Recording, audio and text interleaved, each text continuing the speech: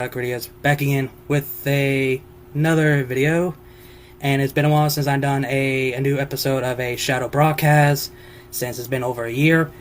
And I have two special guests, and we're going to discuss about the franchise that we both love dearly, and that is RWBY. I'll let them introduce themselves.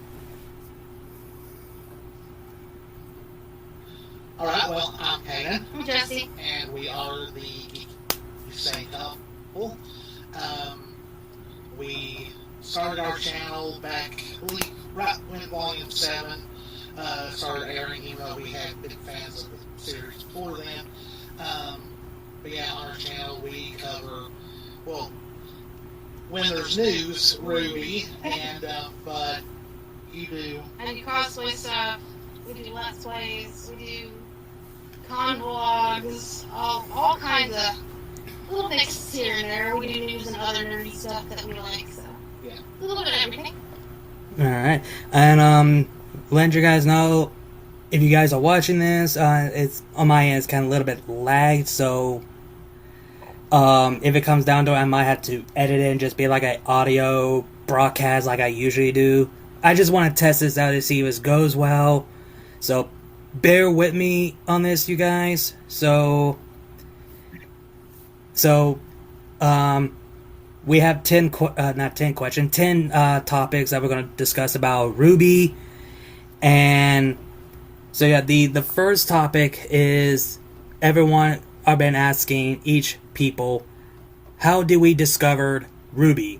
Like, what was our first inspiration? What was our first time that we discovered RWBY? So Your version's a little shorter than mine. Yeah. So for me, I had first seen one particular scene, and I didn't realize what it was, and it was the food fight. So I just fell in love with this clip, and I didn't know what it was, and then a friend of mine that lives in the UK, she started posting about it, and the characters are just such a draw to me. She goes, "You have to watch it." She actually stopped posting things until I caught up on everything at that time, and so that after just the first episode, I was just drawn in. The characters, everything. I know it was like little short episodes, obviously, when I first started, but like, it was just, it grabs you as soon as you just start watching and just learning about these characters. So that was where my start went, and it just kind of snowballed from there. Yeah, you caught up during the Volume 5. Yeah, I caught up with everything during that. But years before, I had seen the food fight clip, and I never knew what it was from until that point. You still love that clip to this day. Yes. With me, like, okay, so I believe RWBY premiered in 2013, I believe. I think it did. I'm guesstimating. It's been a while. It's been a while since I looked up the release date.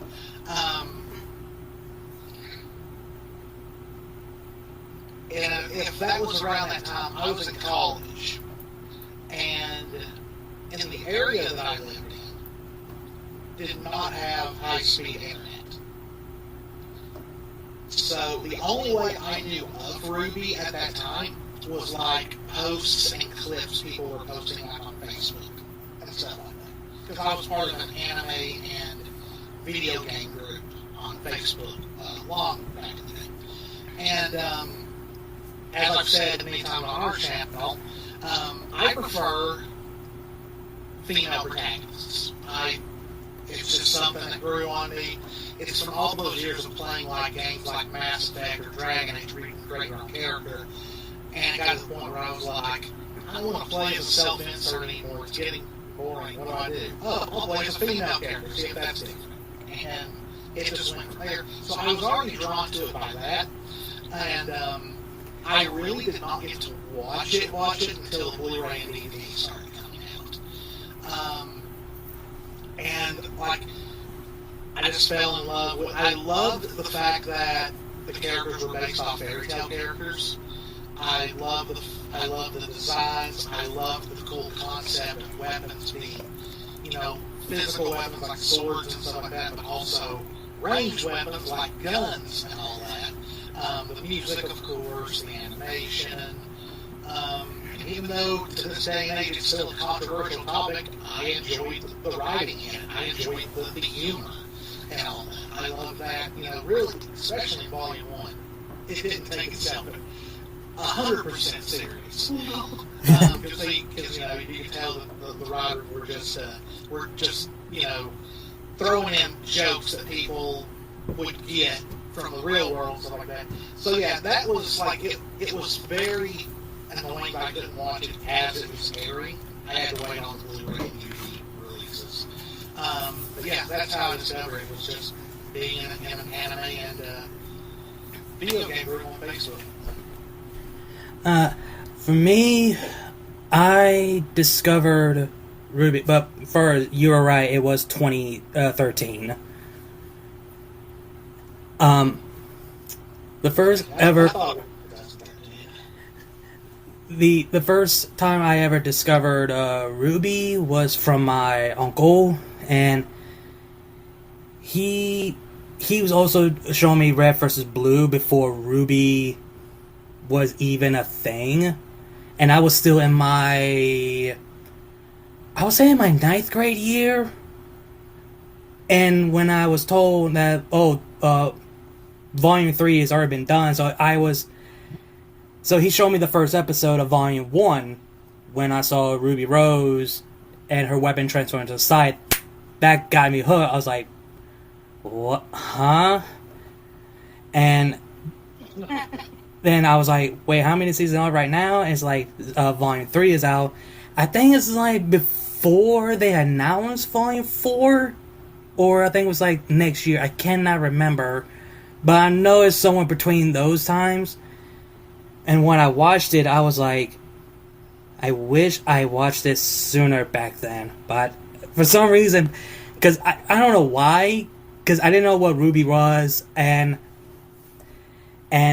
when I saw the Red trailer, when I watched Red vs. Blue finish fully caught up with Season 10, and they play that Red trailer, and I was like, what is this? I was like one of those kids like, what in the world is this? Like, so I just like ignored it back then until my uncle brought it up to me.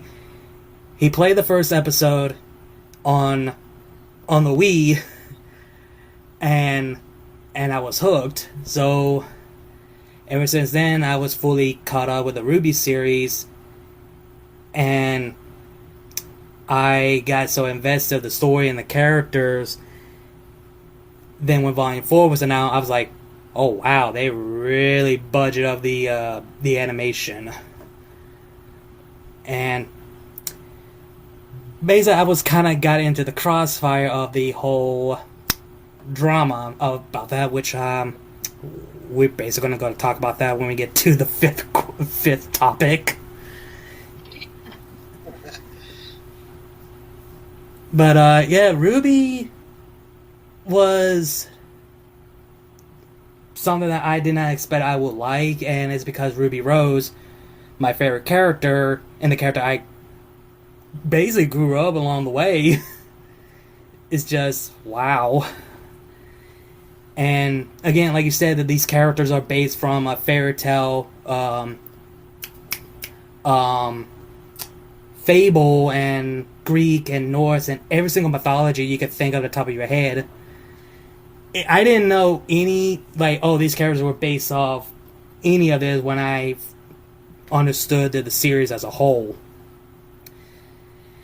And so yeah, that's how I discovered RWBY was Volume 1 before Volume 4 was even announced. So, and for the next topic is, oh boy, is where I learned about Matiom, what happened to him. Because I was new at the time. I didn't know who Matiom was. This is like when I was fully caught up with the series. I did not know who Matiom was at the time because I was new. Then I did my research, learned that, oh, he's wow. That literally, like, Yeah. that's like, wow. And I was like, oh, wow. That just, I was new. I didn't know nothing. And when I learned about it, I was like, oh, wow. Okay, that's a lot to take in. Oh, boy. Even though I'm new. And ever since the loss of Monty, the one that I will respect, the crewbie that are keeping Monty's legacy and his story alive, because of course you guys hold up that question. Y'all don't mind swearing, right? I want to make that clear. No. Okay. No. Okay, I just want to make sure. I just want to make sure. I was like, wait a minute, hold up. But until you got these assholes out there saying that, oh, Ruby should have just stayed dead with Monty or whatever. Like, dude, if the story is good, you can't just end it there. There's a potential story to ongoing. Like, you can't just, like, leave it there where the whole thing is wide open. Like, Ozpin is missing. We just meet the true antagonist. Ruby, John, Ren, and Nora on heading on to Haven. You can't just end it there. And then, again, when Volume 4 was out, I was hooked even more. I started to fall in love with the series even more because of Monty.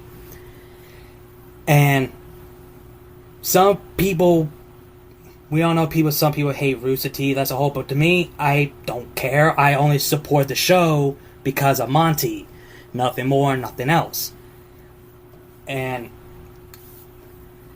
the fact that I wish, like I said before, I wish I could have known this series back then. I wish I could have known that Monty was the creator of the series. And for some reason, it took me so long that I realized that Monty was involved of some of the animation for Red vs. Blue. For season 6? Was it season 6? Yeah, it has to be season 6, 7, 8. Yeah, it has to be someone that season. I can't remember. He was involved in some of the animations. Then, the fact that Monty has so many ideas that he had plans, like, for example, some people say, oh, this is not how Monty wants. Like, well, technically, that's literally what he wants. He wants the fall of Beacon. That was part of his plan. The loss of Pura. That was also part of his plan. The Apathy, the first ever Grimm that he come up with. Salem, the first character that he came up with. And of course, I wish I could find the footage, because someone actually uploaded old video footage where Monty, Carrie, and Barbara, when they were talking about the Bumblebee thing, yeah, that was planned from the start. But people don't buy it. Like, dude, it's the part of doing your research. Because are you going to deny that this is what Monty wants? And I had literally learned this interesting facts of why Sun Wukong was created in the first place. He was just a backup for a love interest for Blake. That was it. Because they wanted, like, okay, do we want to do the Bumblebee thing or just go with the Black Sun? But the fans love the the Bumblebee ship. They just go along and stick with that. But that doesn't mean that it's still going to use Sun as an important role for Blake in Volume 4 and 5. And I still don't understand why people get so criticized about some things over something that Monty left something behind to add it in the show for the series. And to this day, people are still talking about Monty to this day, about how much he left a good legacy behind. And the series is now in the good hands with Viz Media, which we'll discuss about that as well. So, and it made me appreciate the series even more. So, we have to say thank you for Monty for everything he has created this series for us that we absolutely enjoyed.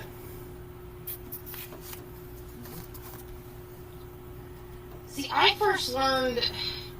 I didn't know who he was at first. Now, I had learned about Red versus Blue when I was still in high school. And I didn't know what it. That's how I knew the Rooster Teeth symbol, even. So that was before RWBY. But as far as Monty, things started clicking into place after I'd seen, like, the clip and everything, my favorite clip and all that. I was actually at an anime convention, and it was right after he passed. And everyone was talking about him, and I was like, I couldn't help but just this feeling that I had. I was like, something like, why is this connected? Like, why do I feel like I'm missing something? And then, as the years went on, later I realized, oh, this is why everyone was, they actually did like a little morning ceremony during their RWBY shoot and everything at that con. And later on, I'm going, okay, now I know why. He's, and we've come across the video clips. We've listened to those things. We've listened to Aaron and Barb and Miles and Carrie all talk about those things. That, all of the stuff that Monty left behind, he's got stuff written for years to come from what they were saying the last recent ones. There's still stuff to go. So it's just, I don't understand either how people can just, this is what he wanted. Well, you don't know what he wanted, but his friends do. Alright. So it's just, he's hugely impacted, and I am thankful that with everything created, that they're able to continue what he created and turn into this amazing thing that so many people can relate to, even on personal levels with characters. Right. I learned about Monty's passing on Facebook and that group that I was in, because it was the top news that day on the page. And, there was already people discussing, is RWBY going to continue and things like that. And, like, the best way I could explain it was like a gut punch, almost. Just like, the fact that he just went in for a normal checkup, and whatever they used, he had an allergic reaction to. I think it was honey, because it was confirmed that he was allergic to honey. Oh wow! I didn't know that was something he was allergic to. But like it just really, it was one of those moments where it made you once again realize, wow, in the blink of an eye, you could be gone. Now. I've talked about this so much in our videos, but like, I still think really the reason why you still see people talking crap on Miles and Carrie and, this isn't what Monty wanted and all that, it really all started with Shane's letter. And, it's funny, I tried reading it back in the day, long time ago, and I couldn't get through a page. It literally sounded like an obsessed manifesto in a way. And I went to school for psychology, so I'm reading this, and I'm like, this guy was obsessed. Do we know if everything he said was true? No. I do know that after he put that letter out, he has not worked for an animation studio since. He has been, blacklisted. And sadly, before Monty passed, the RWBY fandom has been against each other since then. Mm-hmm. And, at the end of the day, it's like, I love this show. Don't get me wrong. I love these characters. But at the end of the day, it's a cartoon, And the fact that we still get people who are, just so upset that the show did not go the way they wanted it to. People who are still complaining on Reddit to this day that Blake and Yang got together. Oh, yeah. Guys, it's gonna be okay. It's a cartoon. They're fictional. Why are you letting a fictional relationship affect your life so much? It's like, Apparently, I've seen recently on Reddit that there's this thing going around called fixing RWBY, and it's fan fiction. That's what it is at the end of the day. Yeah. But someone did a post. I think it was on Twitter actually about how, you know, if you want to do like your own little AU thing, that's fine and all that. But like when you post something that's called fixing something, that's like disrespectful to everyone that worked on it. And it's the fact that you're trying to make something that's not even yours. Like it's not even your own creation. If you want to make something that you think is better than RWBY, then make your own creation. Don't piggyback off RWBY and use someone else's creation to try and be better than that. Now, used to, when we got more involved with fandom, I used to be a lot more confrontational with these people. Said the things I shouldn't have said, got us in trouble a few times, so I kind of quit doing that. That's why I don't talk on Twitter as much as I used to. There's a lot of people that have kind of, in the fandom, like most of all of us, the true, the fans that don't, they've all backed away from the toxic part of things, so I'm not seeing as many of the arguments anymore, and a lot of them are their keyboard warriors. I mean, I don't know what else to call them. Yeah, and it's sad, because at the end of the day, is RWBY perfect? No. But then again, nothing is.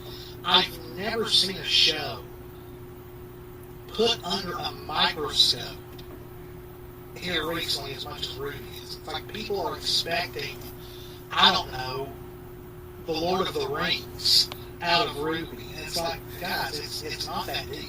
It doesn't have to have top tier right. It's okay to be a goofy little cartoon every once in a while, but I don't know. It seems like people are just obsessed with RWBY's writing, and I never understood it. Yeah, and again, even Monty, he confirms that, he can write. He's good with only animation. That's why he has Miles and Kara to do the writing, while Monty's being, helping them out. Okay, this is the vision I have. Write these down, make the story of it, and go along with it. And you mentioned two things of people get butthurt about when it comes to RWBY, the story, and the fixing. You said it clear, because when I see there's one YouTuber, I will not name who. There's one YouTuber who's still doing it to this day, doing rewriting RWBY or whatever. To me, I just felt like, so you're disrespecting Monty, something you do not like. If you do not like, why wasting all your time and energy to do all that work, all this commission? And why bother? Same goes for any content creators. Like there's one YouTuber, again, I will not name who, that made a shitload of content to bash and bash and bash to RWBY, saying that, for example, there's one thumbnail I still remember to this day. This YouTuber was bashing, saying, and I quote, "Pyrrha's death was pointless." And I got triggered. I'm like, I was just like, ooh. I think we know what you're talking about. Oh, yeah. There's a very specific view, and I don't understand how they, again, they say they don't like the disrespect to Monty, but they're just doing that exact thing. Well, it's because negativity gets views. Yeah, unfortunately. Yeah. And I'd rather be positive than wholesome. Then, for the second you mentioned that how RWBY gets so much heated. RWBY is not the only one. It's also other shows. My Hero Academia, for example, is getting worse after worse. Oh, I've seen come under fire for that. Oh, yeah. Too, yeah. And you also mentioned about if you don't like it, create your own.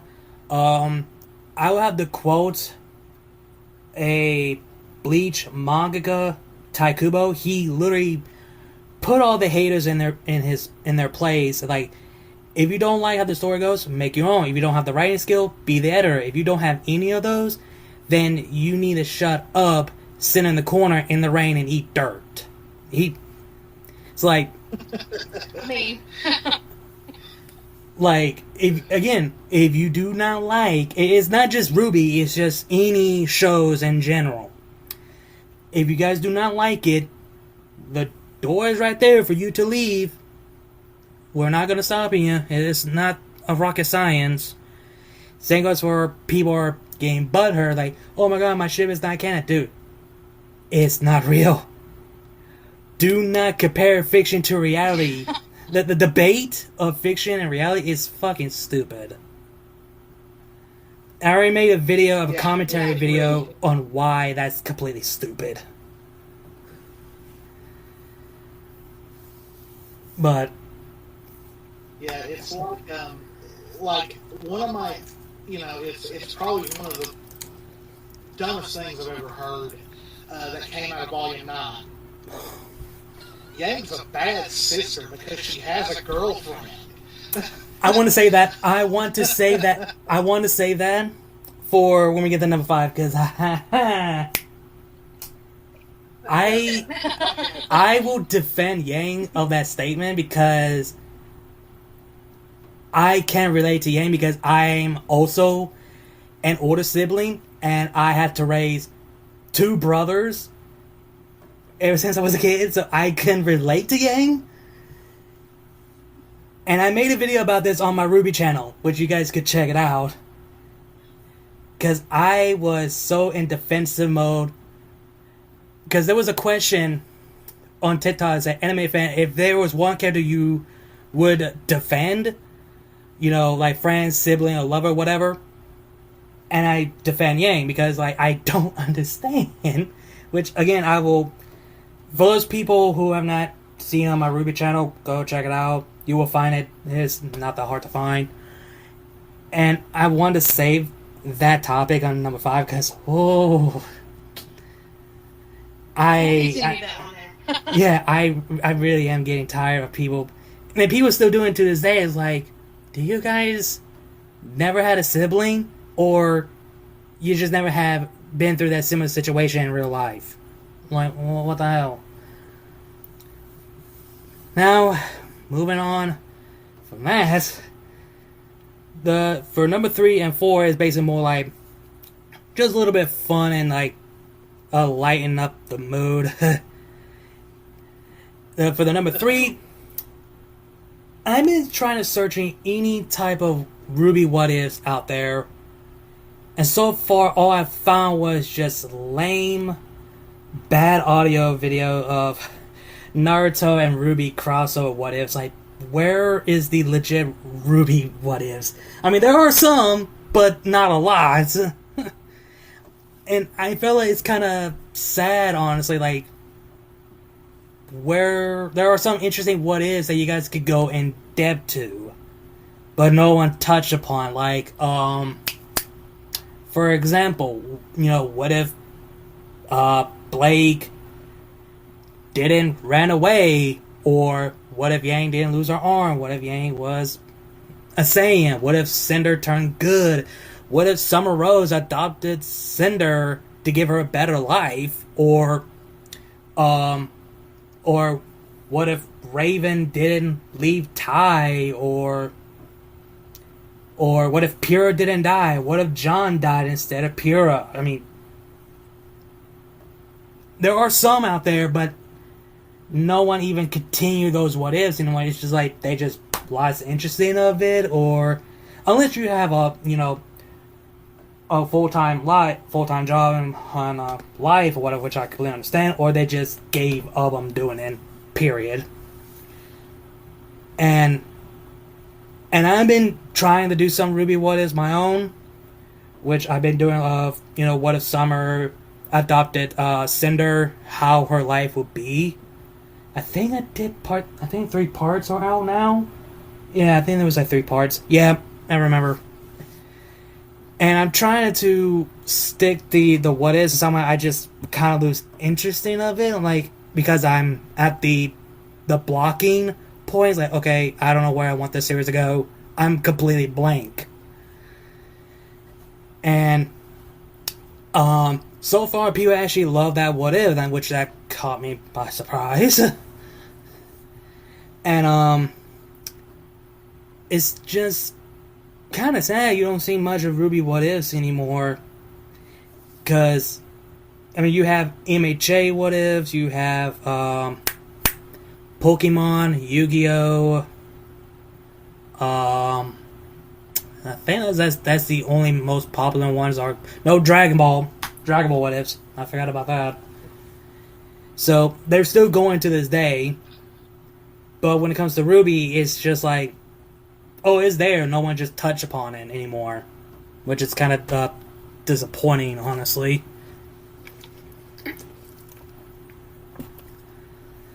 I think one of the reasons why there may be such a, like, not as much anymore is probably for how long RWBY's been on hiatus.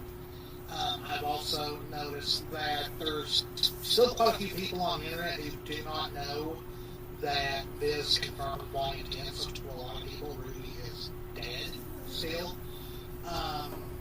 We were doing them. We did quite a few of them. Back when we had more time. Yeah, we had time and stuff like that, but like we would do full-on videos to like kind of conclude that what if. Some of them we built up. I mean, it kind of died out a little bit once, you know, our work picked up, and we didn't want to keep redoing the same, like some of the same things that others were saying. We wanted to, okay, well, we need to think of something else, like dig in deeper to the show again and do some more, like what if. So we've come up with quite a few. It's been a while since we've done them. Yeah, because like we did, what if Hera didn't die? Like Never Ran was one of them. And ours was quite a little bit different than some of the other scenarios. And of course, I do have a What If Yang was a Saiyan series, because the moment I saw her semblance, that's immediately what I thought it was they so based this off Super Saiyan. There ain't no way. Even in the lyrics. Yeah, even in the lyrics, they even said like Yang is basically based off, like, they literally say Super Saiyan and Human Torch. That basically, yeah, Yang is basically Super Saiyan and Human Torch and RWBY. Well, it's the fact that the way her semblance works, the fact that she gets stronger the more damage she takes, and it's like, in the Dragon Ball universe, a Saiyan gets a Zenkai boost every time they get gravely injured, which makes them stronger.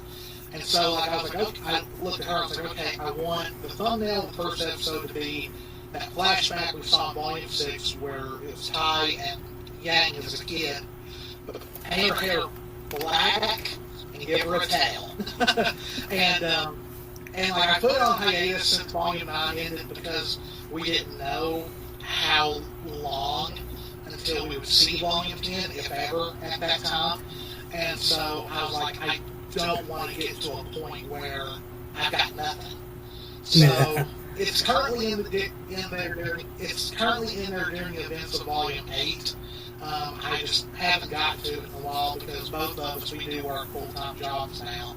So the time and the energy just sadly haven't been there recently. I have made a art piece too based on the lyrics in Yang's song too, because it actually says she's going Super Saiyan. So I had made an art piece that I actually plan to revisit and make better digitally, but that was like my first big one that floated around for a while, because I mean, I was like, she's saying there's no two ways about this.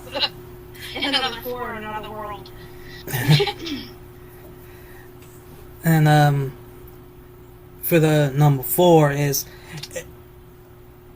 ever since Bo Rooster Teeth and DC announced their first ever crossover, RWBY X the Justice League, which in my opinion I was like, why?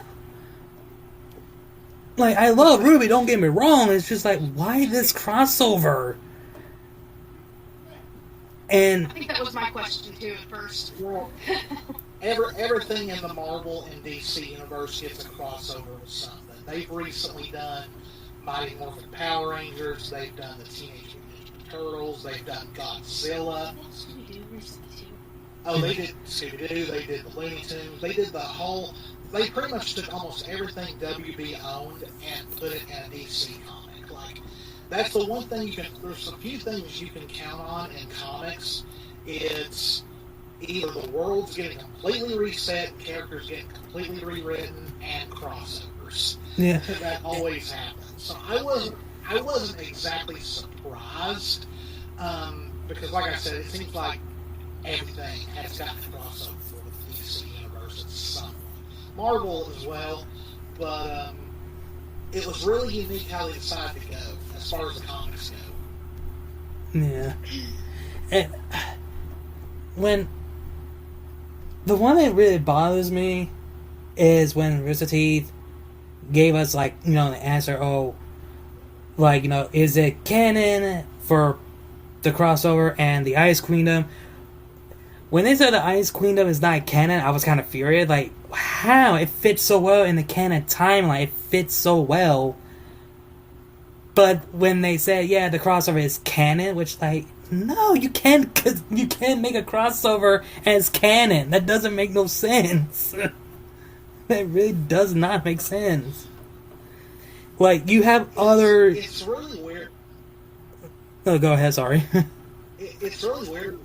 It's really weird with Miles and Carrie because they've said certain things in the past that sometimes doesn't translate very well later. Like the RWBY manga anthologies they did.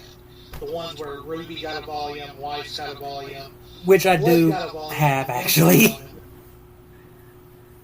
Yeah, we have those. Yeah, we have them too, and they did a Juniper one as well.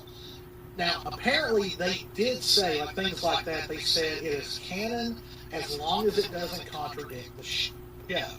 Now, of course, I remember in Yang, there's one where she punches a meteor or something. That one's obviously not canon. But, like, the others, you could definitely fit in during the events of the early volumes. I think most of them took place here in Beacon. So I can see stuff like that being like, okay, yeah. And, like video games, like Grim Eclipse and Arrowfell. Even though the events of them are not really ever mentioned in the show, they still could have happened. The DC one, like the first one where, like, they took the DC characters and made them exist in Ruby's world, like Batman and Aquaman were Faunus, and Superman's semblance, of course, was being able to become strong because of the sun and all that. Like, I could kind of see that working, and then they did the second comic where the worlds of Ruby and the Justice League were kind of like devouring each other, and they had to make it stop. That was like, yeah, there's no way this ever happened.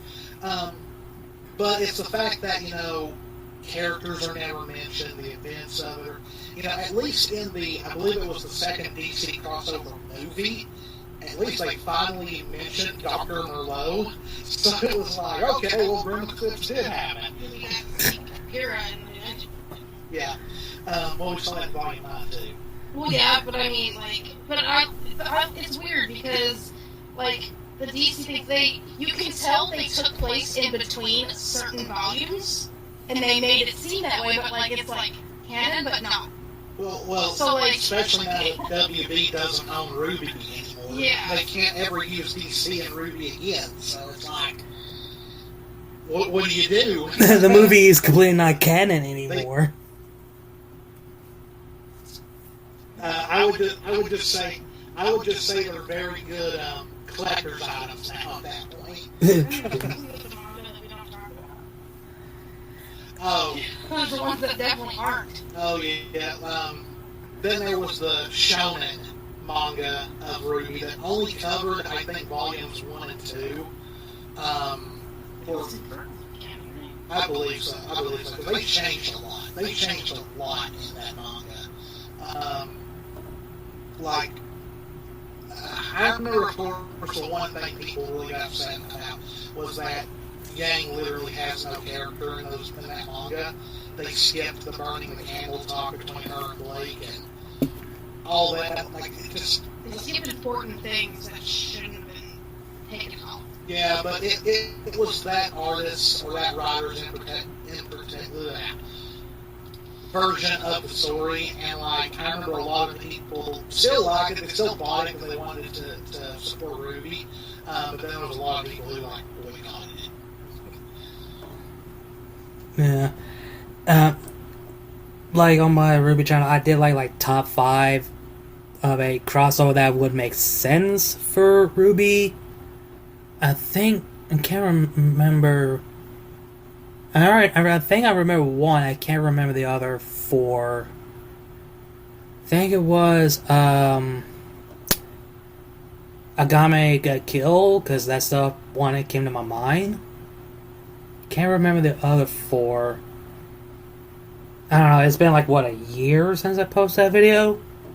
Even I can't remember, but I know one of them was on the list. No, I remember. I remember another one. Fairy Tale. I can see that could work for a crossover. Like you have, because you have a potential there, but no one does. I mean, their outfits for crossover with Kingdom Hearts, Final Fantasy. All the belts and zippers. Or Legend of Zelda. Yeah. I actually did a video not like a while ago where I wanted them to do. Like, I wanted Final Fantasy 14 to do a RWBY event where, like, you know, if you did this raid, you would get RWBY inspired gear for your character. I don't remember all of them because I did Team Juniper and I did other characters, but like a Reaper would get Ruby's outfit because of her scythe and all that. Red Mage would get Weiss. Ninja would get Blake, and Monk would get Yang. And you would just have to keep on doing the raid until you collected all the gear. But yeah, I've wanted like so many different kinds of RWBY, either crossovers or events, which I think now that they're with Viz, that the door might be more open for that to happen now. Right. Because I mean, we've got people doing fan art of like when RWBY first got picked up by Viz, of Sailor Moon welcoming RWBY to Viz and all that. So, like, there's so much you could do with it now. It just depends if Viz wants to do it. Right. And now, oh boy, we already discussed about this, and we might as well. The 5th is the toxic fandom and the shipping. Oh boy. Where do I start from here?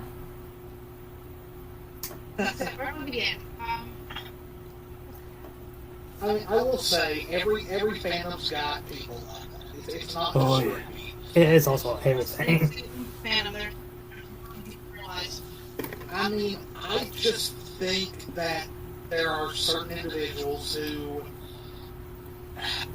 how do I say this without being too mean, who don't go out and touch grass a whole lot.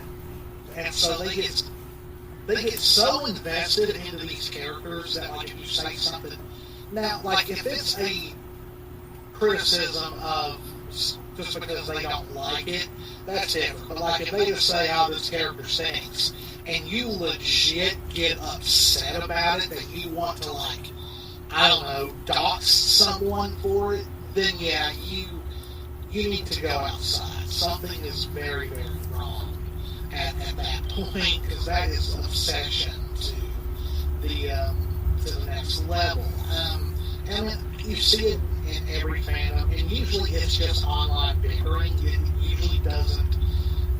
But the extreme cases is like bullying voice talent or driving people off social media. It's like, I think people have gotten so comfortable with the anonymity of the internet that they know they're not going to face any actual repercussions.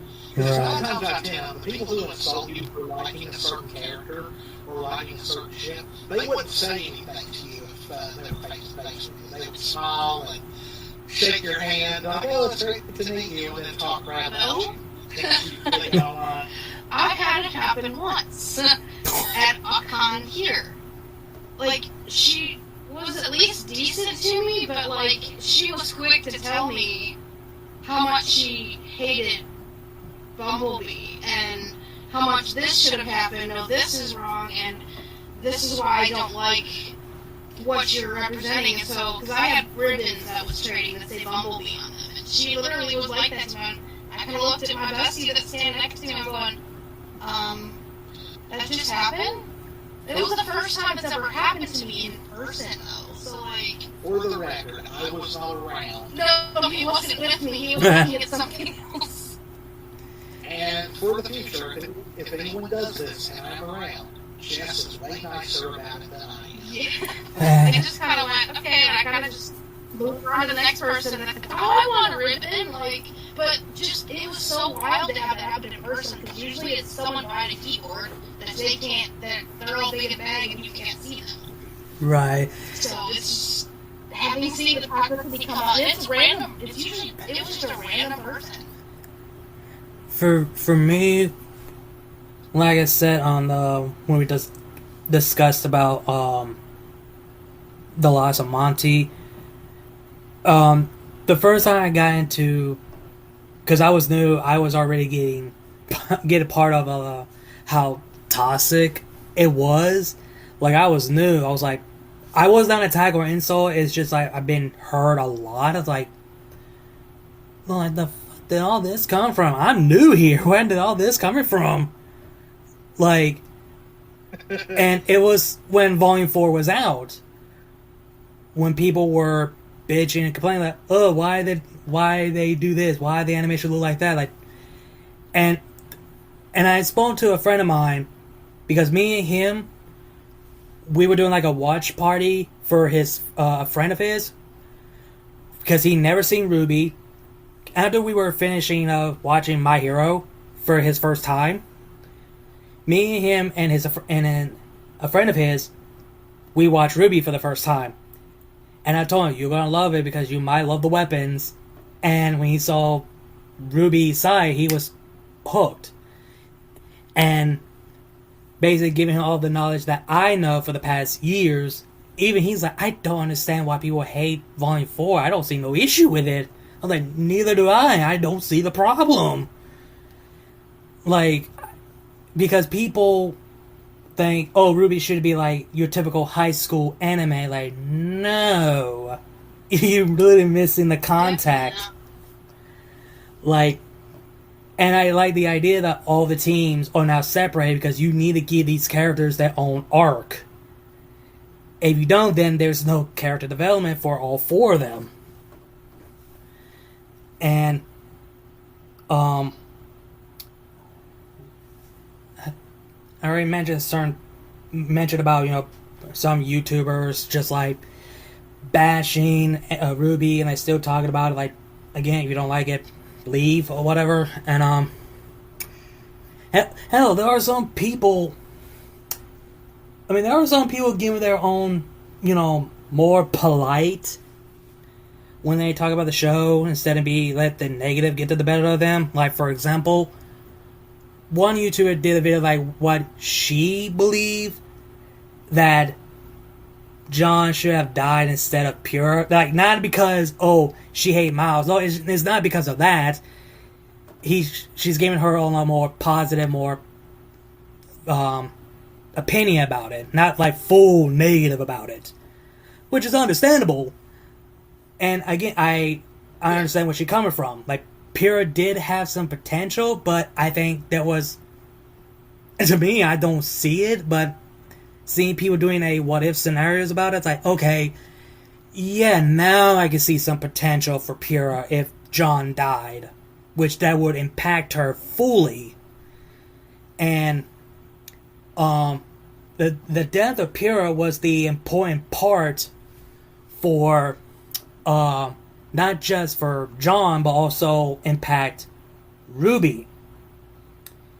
And the fall of Beacon was Volume 1 and 2 is like, oh, it's more lightheaded, but Volume 3, this is where like, okay, this is serious. Along the way, it's getting more serious, and darker. Like, literally darker. Because that's the whole point. You can't just have more lighthearted all the time. There has to be like dark theme, dark element, which I'm a fan of dark fantasy. I do like how far these writers and the stories go. And like when Volume 7, Volume 7 was ended, when the death of Clover and Salem arrived, that was a sign that, the next volume is going to get really, really dark. Because I know that for sure it's going to get very dark. And, back to Volume 4, because of Volume 4, the whole RWBY fandom just split it. Like, some people don't like it, and they just stop. And there are some who are still sticking with the RWBY. And then you have the shipping, which is started in Volume 2. People call it, oh, you're in Volume 2? Well, welcome to the start of the shipping war in the RWBY series.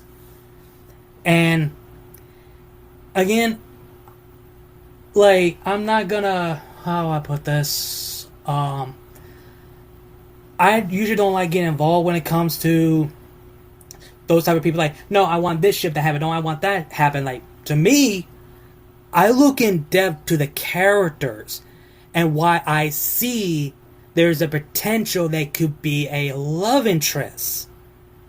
Because I'm so in depth to the character, I'm so in depth to their story. And I would say this much, I'm not a hardcore fan of Bumblebee. I mean, I'm glad it happened because I knew it was going to happen. All the hints and foreshadowing, the character development, their story arcs. Yeah, it's going to happen regardless.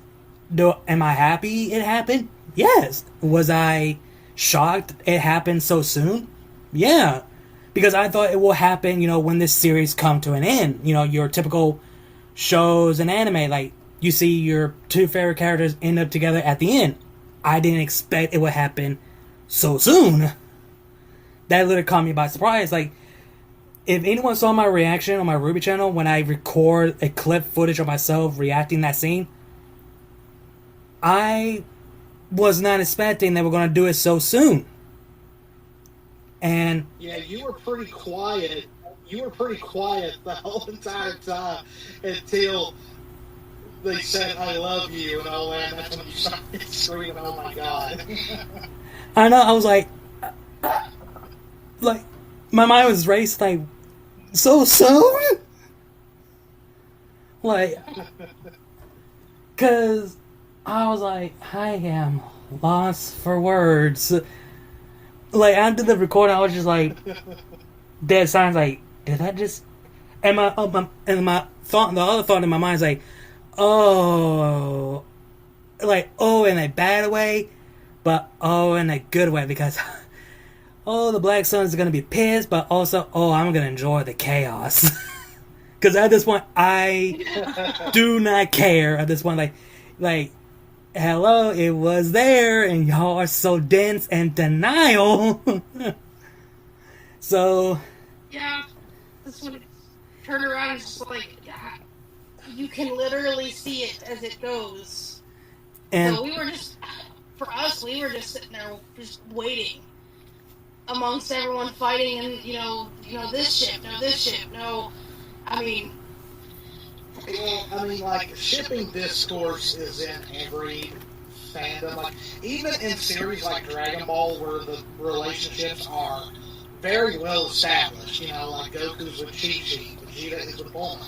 There are still people who don't like the canon relationships and are like, Goku should have ended up with Bulma, or something like this. So it happens to every one of them. But, like, yeah. I remember, like, going back to Volume 4, when it initially aired, Now, reminder, this is when I was young and stupid.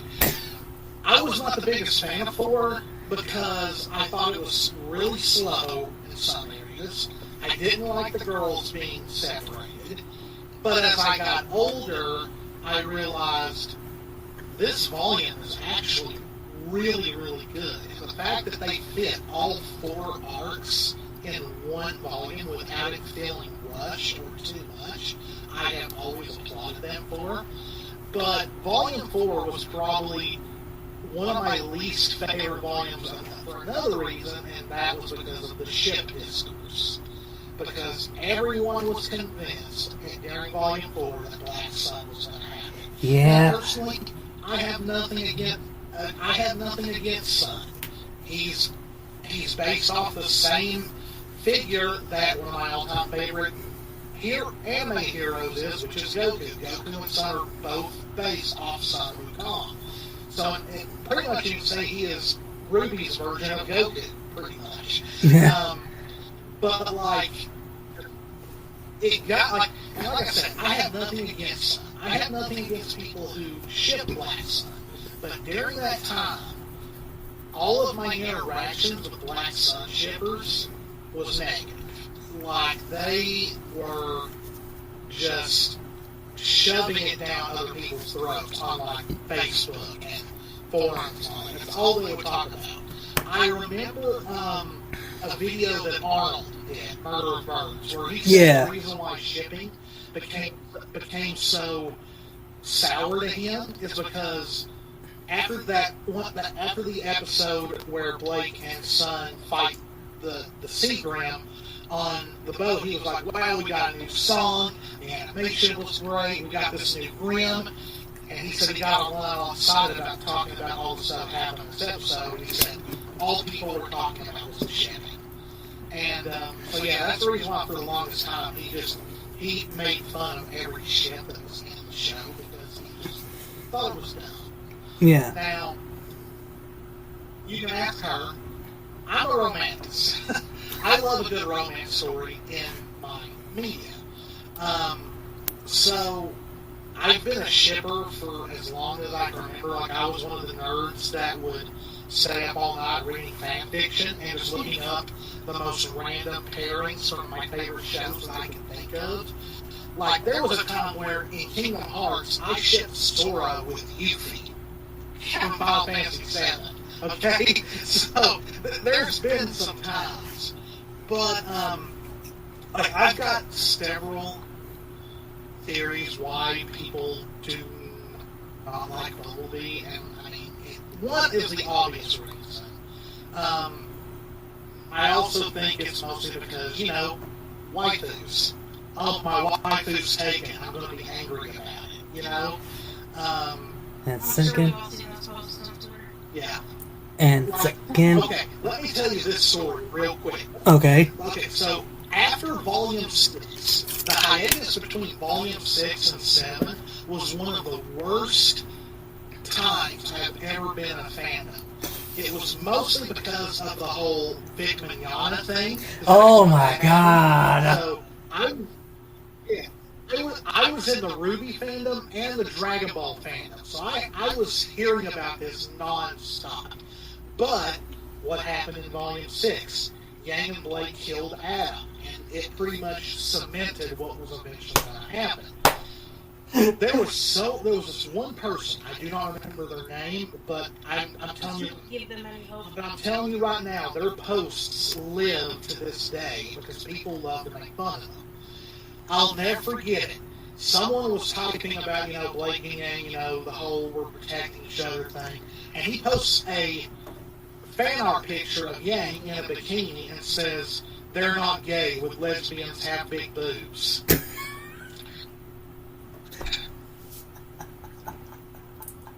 And then there was another guy who made a waifu card of Yang, claiming her as his, because he was so threatened by Bumblebee. And I'm just like, I need to get off the internet for a while. Between that same point of time, though, that's when the ship war got bad again. Like, Yes. It's very bad. Because there was another, actually I forgot, there was another incident. We were at a convention. We were actually doing a RWBY shoot, and we actually cosplayed the opposite characters we usually do. I was Yang, he was Blake. But a friend, we were helping her run the photo shoot, and we had actually other followers there with us that met us in person, but there was these two people who were pretty adamant on anything but Bumblebee, and there was a proposal in the middle of this photo shoot that everyone kind of went, no. For clarity, the two who got engaged, one was cosplaying as Blake, the other one was cosplaying as Adam. Oh my! And that was after he died. Oh, yeah. It's bad. It was awkward. And It was these two, like, it was, but everyone was standing there, even just the fans that were standing there to take pictures. They're just like, no.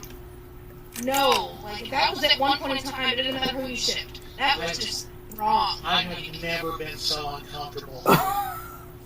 I'm usually not a very photogenic person. You can ask her, I don't like taking part in photo shoots all that much. But that was the most uncomfortable I've ever felt at a photo shoot. Oh, we bounced back with some fun stuff after that. Someone threw an arm out that was Yang's, and they did something with it, but it was, it kind of eased the tension. Yeah, it was for all the Yang cosplayers. Yeah, supposedly. But yeah, like that, during that time, that's when the shipping war, but at that point in time, like, everyone there in person was just like, it didn't matter who you shipped. That was just not okay. Like, what's happening? Those people have since not gotten together. And the other one has actually accepted Bumblebee. So, it was just, but it was wild. Like, there was so much crazy stuff happening. Just in between that time period alone, between the shipping, I saw a bunch of other crazy stuff even online. It's just like... Well, I mean, people getting private messages saying that they should, not be around anymore because they shipped Bumblebee. It was wild. Yeah. But thankfully, Volume 7 came out after that, and we got stuff like, Yang actually reacting to Blake's new haircut. So, like, because you want it to happen, but you're like, they're not going to do that. And then it happened. That was one of the first reactions that we did, and we were just like, oh my gosh, they put it in. Wow. And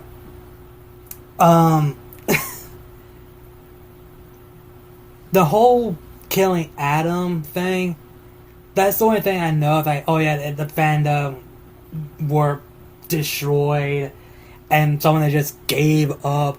And I'm like, one, I don't see any plans for Adam at all. If I was in that situation as a writer, yeah, I would have done the same, because I don't see a potential left for Adam.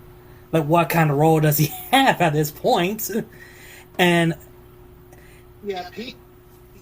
people did not want to believe that his sole purpose was just to be there for, like, the conclusion of Blake finally starting to heal and being, toward her, forgiving herself, but also to eventually being how she is now, which is being more like herself beforehand. Like, they don't want to believe that he was really, at the end of the day, just a plot device.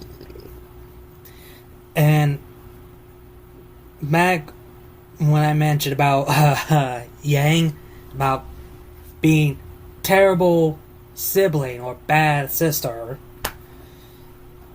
okay. One, I could relate to Yang, because again, I'm an older sibling. I literally have to raise two brothers because of my parents were dealing with a divorce, and my dad left because he couldn't do nothing. My mother was in a no condition. She was doing, couldn't find a job. Have a hard time finding a job, actually. Dealing with drugs, selling drugs, hiding wanted people, even though she's a friend with them. But now, like her now, she's clean. She's got everything back in order. Got a job. Because her new man is making sure she stay in line and stay clean, which that's good. But back then, she was, and also an abusive mother. And I had to take the beating and the blow for my brothers. And I basically had to raise them. And it was not fucking easy. And I can relate to Yang because Ty was in the broken state. Because he just lost Summer. And Yang was the only one that could look after Ruby. So Yang takes the mother figure role to look after Ruby. Me, I had to take the father-like role for my brothers. And I could relate to Yang. I could understand where she's coming from. In Volume 1, when I went back I usually go back and rewatch every single volume whenever the new volume has come out. When I watched Volume 1 again, when Yang decided, tell Ruby that, look, you're a grown person now. You need to be on your own. You need to learn to make some friends on your own. And I cannot be around with you 24/7. And when Yang saw Ruby all grown up, where the characters about to be formed as their teams, Yang knew that her baby sister is growing up, being her own person. That's what Yang wants her to be. When I see my brothers all grown up, they became their own person, and I decided to let them go. Does that make me a terrible brother because I decided to let them go? No! That means I finally got my life back. I finally got be myself again. Because I was shy. I was not open up to people. I was like the quietest person ever. Like if I don't know you, then I'm just gonna stay silent because I don't know none of y'all. And then in Volume 9, when Ruby had her mental breakdown, which I had a feeling was going to happen because I predicted this before 9 was out. When did 9 came out? I completely forgot. Because they did that 2 years hiatus.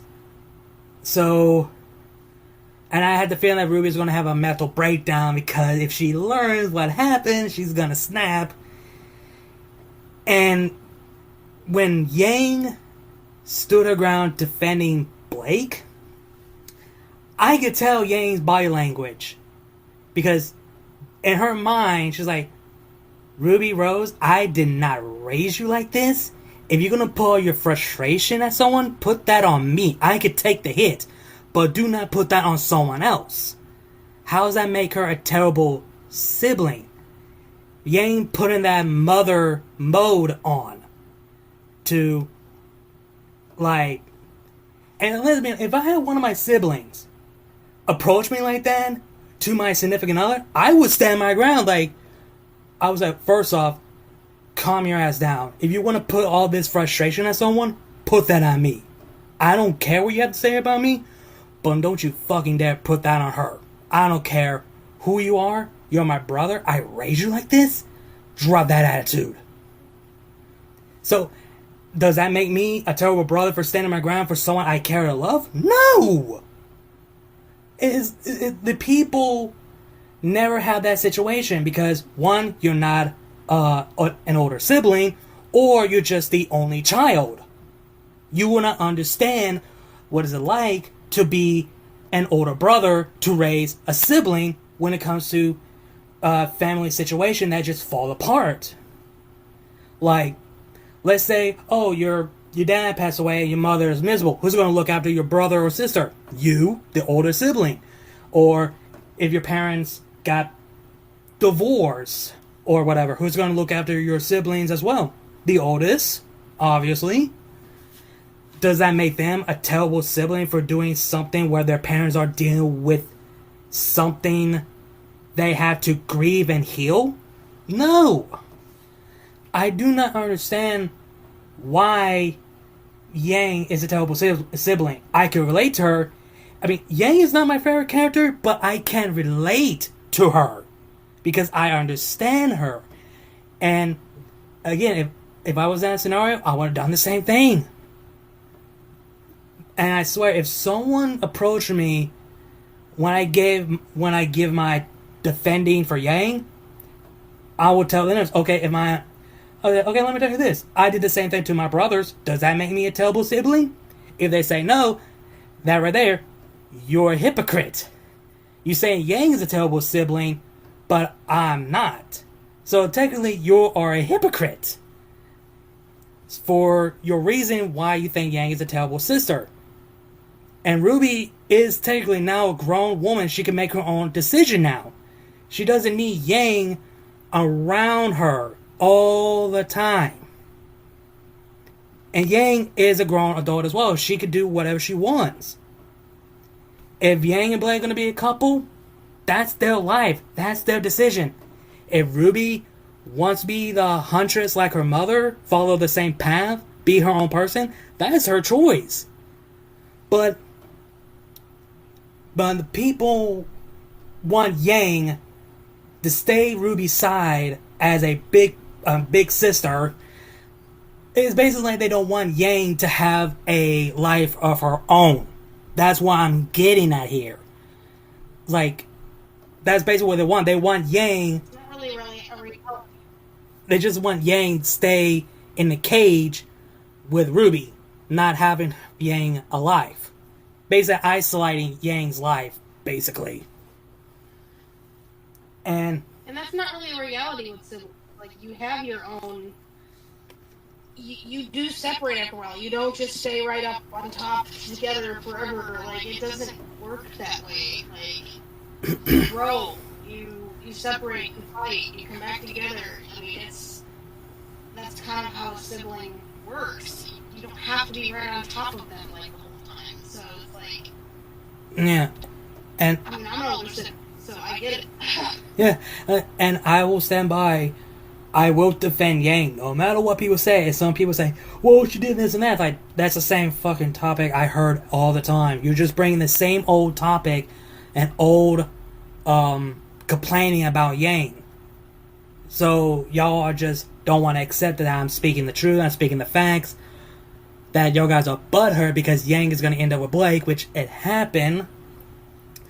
And all because y'all don't like the Bumblebee ship. Like, again, that's your mind is so so focused and minded of that one simple thing, the Bumblebee, and nothing more. Not about the characters, not about the character relationships, not the story, not the series as a whole. You're so fixating on one simple thing, and it's annoying. Like, for example, me, I don't bash when it comes to shipping. Like, and I did like a video just for fun because in my opinion, for story wise, I did okay. Blake and Weiss, the reason why I kind of ship them because there's a potential there. It's just like a fun fan made thing that I discuss. Like, there is a potential there. Both of them has similar in common. They both have gone through the similar life, what they've been going through. But there's a potential there. But I'm not going to, like, one of those guys like, no, make this happen, make this happen. No, I'm not going to be that kind of guy. I just do it because, like, I think this is a potential ship if they didn't thought of the Bumblebee thing, And I basically, what's the word? Compare Blake and Weiss to Vi and Caitlyn from the Arcane series. After I saw the first season, I see similar to Blake and Weiss, where Caitlyn is the rich girl and Vi is more a survivor, and Weiss is also a rich girl, but she's also skillful and alright. Blake, she's also a survivor of her own. There's a potential there. They both have something in common. And the one thing I did have issue with Volume 1 is Weiss' development is when she immediately accepts Blake right there and there, because I feel there's a potential story like Weiss should have been like, if you want to gain my trust, if you believe that you want to change, you need to show it. It's like that developed there, like slowly build, and when Weiss and Blake fall alongside against the White Fang, that right there shows that, yeah, Weiss earned the respect and trust for Blake. And for Volume 5, was it? Yeah, Volume 5, this is where Weiss should see not all Faunus are terrible people. There are some terrible humans out there. Because she believes, oh, the Faunus are terrible people. No, humans are also terrible people. She has not seen that yet. Even though she seen Roman torture, but she have not seen other terrible people, terrible humans. When she was captured by the Bronwyn tribe, that should have been clear that, yeah, there are some good and bad Faunus and humans. There is no, oh, the humans are the good guys and the Faunus are the bad guys. No. There's different sides of good and evil of different race. And that's how I see for a story development for Blake and Weiss and potential love interest for them, but I'm not gonna like bitching and moaning that, oh, this shit didn't happen. I'm not, no. Because we all know some of the shit is never going to happen. Because, and people, ever since the Bumblebee thing happened, I've been getting a comment on my RWBY channel saying, now we just need the white rose. And I just roll my eyes like, oh my god, here we go again. And I made a video like why it will never happen, because there is no love affection, no love attention between RWBY and Weiss. They both see each other as best friends, sister-like figures, nothing more. And they're and the Red Like Roses RWBY anthology manga, RWBY literally just says she wants to have a boyfriend. That shows right there she has no intention dating a woman. Sure, she kind of teased Weiss a bit, but she's more interested in the guys. That shows right there, but people don't want to accept that. And I said it before in the video, like, it will never happen. Y'all need to start paying attention and do your research and understand the characters. And people need to come to realization, RWBY is not about romance.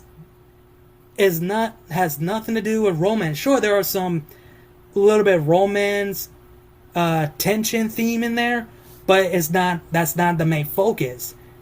RWBY is about the journey and the adventures and action. That's the whole point. It's not about romance. But people are so fixated of the shipping.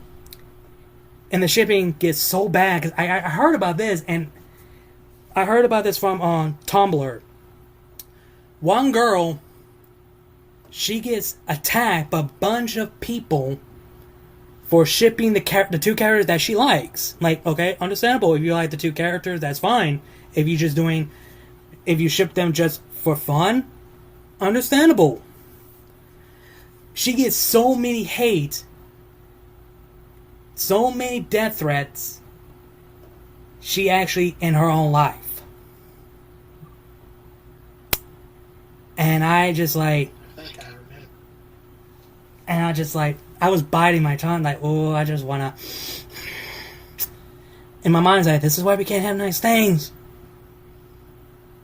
Like, I try my best to avoid not just the toxic when it comes to RWBY, it's also every single shipping.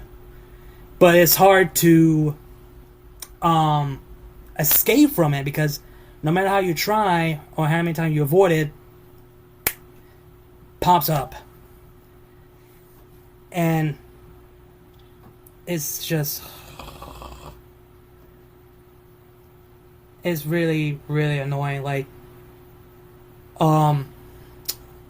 what? There's a other thought. I had something in my mind. I completely forgot what it was. You already mentioned about Vic Mignogna thing. Here's an interesting fact. I did not know Vic Mignogna was voicing Crow. I did not know it was him. And then I went back, rewatched Bleach, the first anime I grew up with. There was one character named Ikaku. When I listened to his voice, I was like, wait a minute, is that Crow? And I looked that way, who voiced this character? It was Vic Mignogna. I was like, how did I not notice that was his voice? When you listen to his voice, it sounds so similar to Crow. Even though this is like way before RWBY was even a thing. And I listened and learned about this. The Vic Mignogna thing was kind of bullshit, honestly. All because the fan asked for photos. And I hope this is not true, but apparently it is. The reason why that he got fired is over a freaking jelly beans. Oh, I just want to smack someone for that. That is stupid. Well, apparently he's had issues, like, even as far back as the 90s. So, like, this is just... It's not something that happened right away. It had actually been building for a while, like just him being difficult to work with. And that one little thing is what tipped the entire scale over. Yeah, because, like, apparently he doesn't have many friends in the voice acting world, apparently. But, you know, it's funny, you said something interesting, and that was about the whole Blake and Weiss thing, about how it felt like there should have been more toward the end of Volume 1, instead of just everything being taken care of right then and there. And I think that's mostly just a Volume 1 problem. Like, they didn't have a lot of time. They didn't have the biggest budget. They probably didn't even know RWBY was going to grow the way it did. Right. But when it comes to Yang, Yang is my favorite character. And so whenever we watch RWBY for the first, a new RWBY season for the first time, I mostly focus on Yang. Just because she's my favorite. I want to see what new things are going to add forward,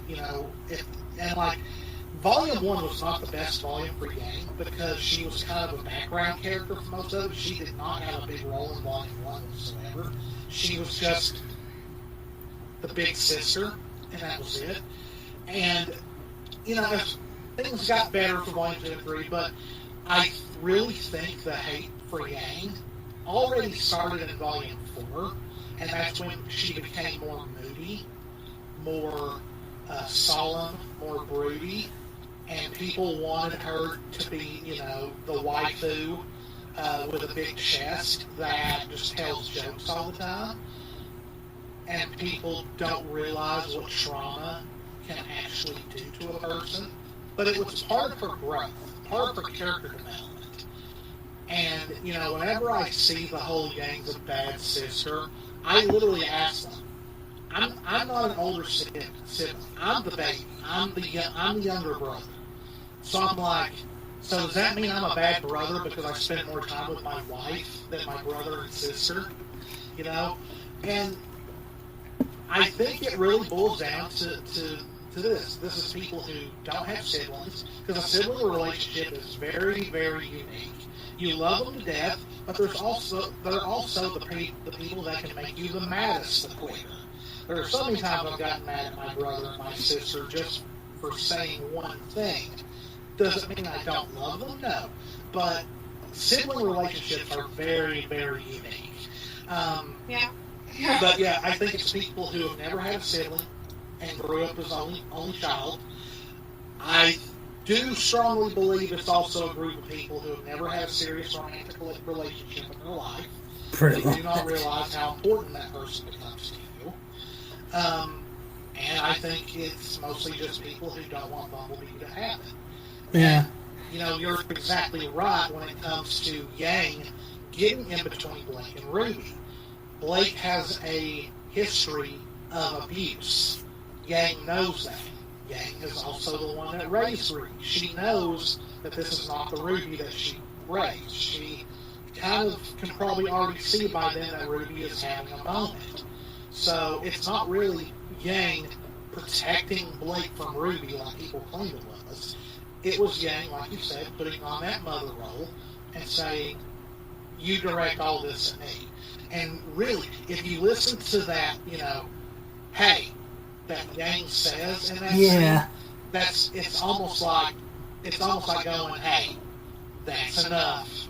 You need to cool off. You need to calm yourself.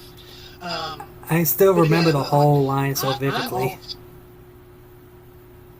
And it's like I always say, even though we're not reading a book, I think it's kind of related to the same thing. I think reading comprehension in America, at least, is dead. Because people just seem to not get what the story is trying to tell them. It's like it goes right over their heads. And they go for the first thing that they think is happening when it's not. And but really that's what I think people miss about RWBY is that it actually has a lot of layers, but sadly a lot of people are watching it and they're only seeing one layer. Right. And another thing I just realized, I did have a comment about this, but I removed it because I just see this comment as a petty, so petty, honestly. I think it was my Volume 10 prediction video after Volume 9 was ended. And I got a comment says saying that, and I quote, Blake is gonna break up with Yang so she could end up with Blake so the Black Sun could happen. I was like, at this point, I just see this as a petty. Because at this point, dude, come on, it's not gonna happen. At this point, I just feel petty. Or pity, there you go. I just feel pity right now. It's just so sad, it's still butthurt. I mean, a friend of mine, he shipped Black Sun, but he doesn't... They still don't... Yeah. A friend of mine... Yeah, they don't realize what... they really don't realize what Sun's role in the story was.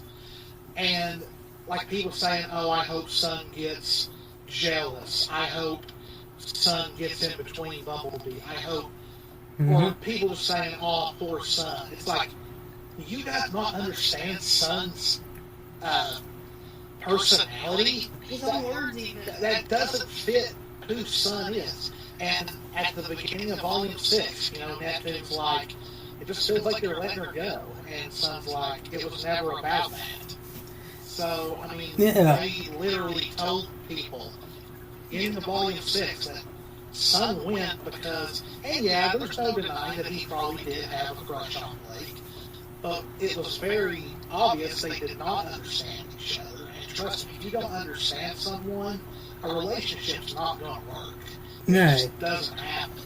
And he decided to put his feelings aside and be there for her as her friend.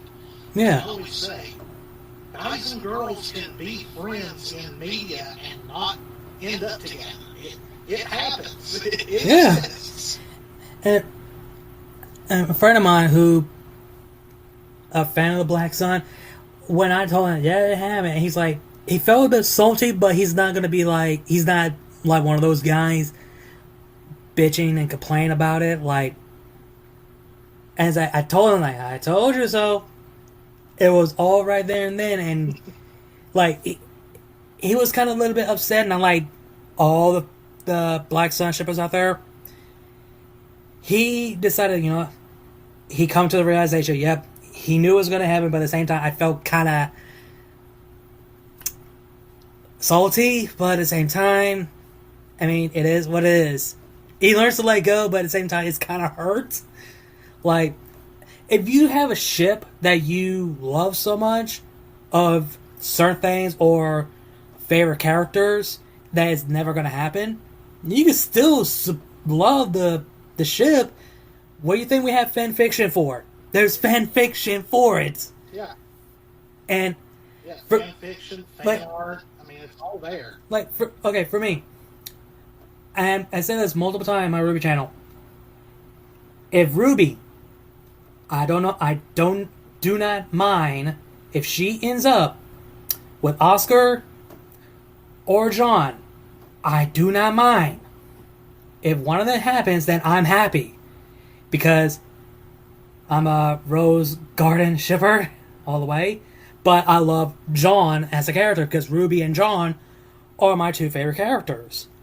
So I'm not going to be those type of people want this to happen, want that to happen. Like, if it happens, it does. If it doesn't, it doesn't. And I just wish some people have some common sense and understanding when it comes to storytelling. And like I say, if people don't have the experience of relationship, then you don't know jack shit when it comes to relationship. You never have the experience of to be in love with someone. Doesn't matter if it's a woman or a guy.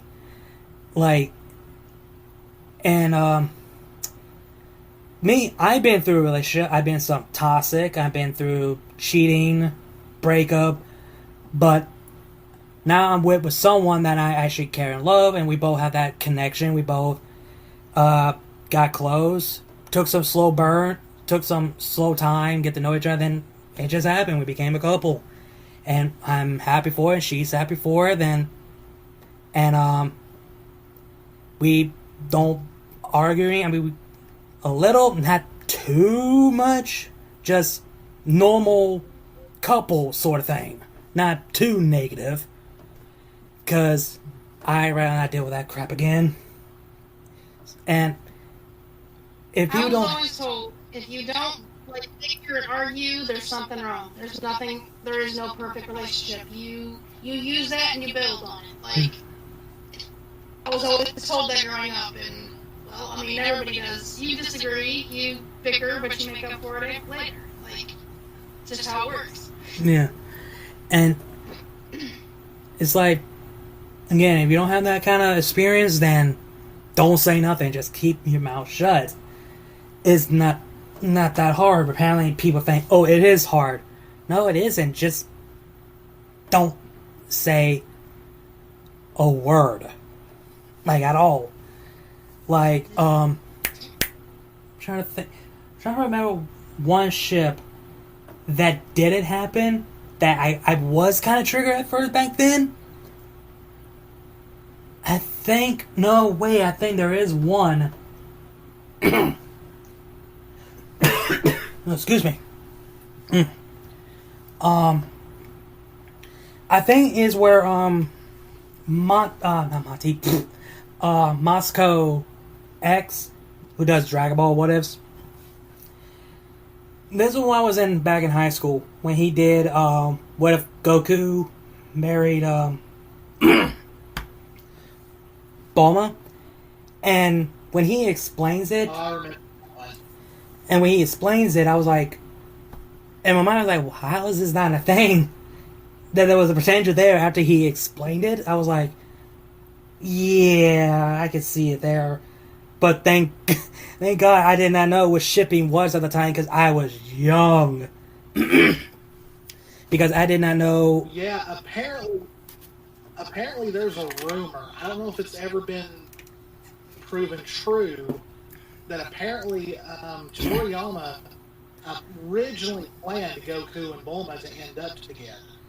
But yeah, that is true. In his own words, he said in his own words that he sucked at romance. So yeah, he did say that. Really, he decided not to. Which, I mean, I know Jess loves Chi-Chi.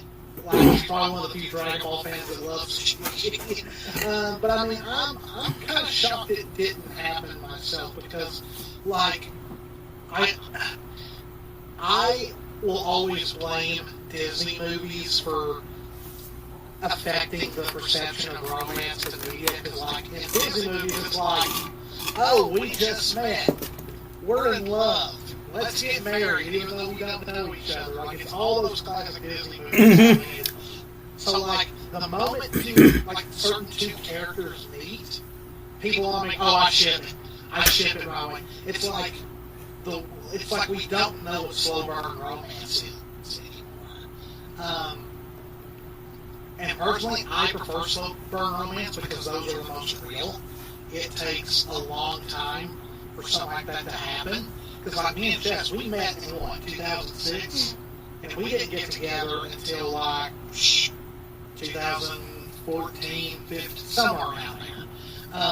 So, you know, it's a real thing. You don't just meet someone and it's like, if love at first sight does exist, you still take your time with it. Right. But yeah, like, the way romance in media sometimes happens, like, sometimes you get the good ones where they get a home run, and then you get the other series where every time a relationship happens, it's like a foul ball. Right. Like, It just doesn't work. yeah. I mean, there's one romance story I read. I have the manga. And it's called Blue Flag. And surprisingly, it was kind of good. It's basically about this, the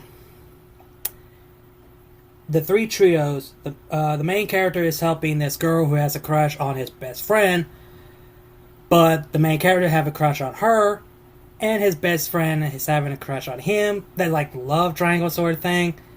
And then, surprisingly, it's good. Like, no negative. It's just like, they don't know what to feel. Then, her and the main character got together. Then, after the school ends, they broke up. Where the main character ended up with his best friend. More in a positive sort of way. I was like, wow. When it comes to love triangle, never works well. It always ends up bad. But when it comes to the manga, I was like, wow, that caught me by surprise. Like, you could have a romance story, you just gotta know how you work with it. How you want to play out, how you want to execute it. Like, yeah, it's, like I said, there are some good ones and there are some bad ones. And it's, nowadays people do not understand when it comes to romance stories anymore.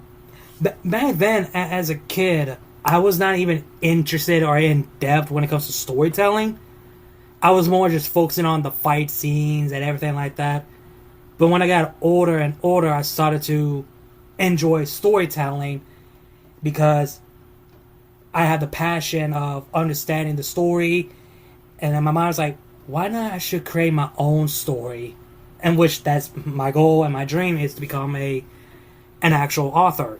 Because I have the passion when it comes to storytelling. And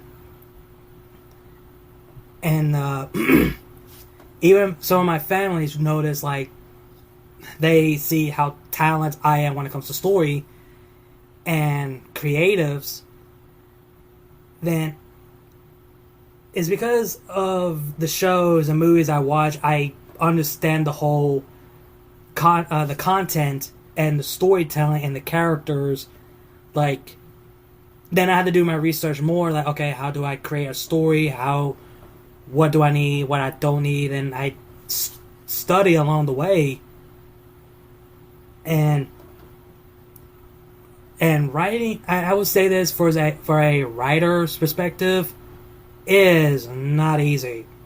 Same goes for anyone who tried to write a screen, like a script for any movies or shows. Drawing, writing is not easy. Is difficult, and because I think last year, yeah, I think it was 20. No, I think it was 3. Yeah, it was a year ago, and no, it was 2 years ago. 2023, when I started doing my fan fiction for my MHA OC. I was so focused on that story that I had to stop and take a break a whole year and get back on finishing it, which I finished it in late 2024 and finally finished sharing it on Wattpad in the early 2025. And it took me a whole year to finish a fanfiction that had been worked on. And it's not easy. You have to really think how you want the story to go. And hey, I get people that I know ask me for advice when it comes to writing, which okay, I'll do my best to give you guys some of the advice. I mean, I'll try. I'm not perfect, but okay. It's just the fandoms are just getting worse and worse,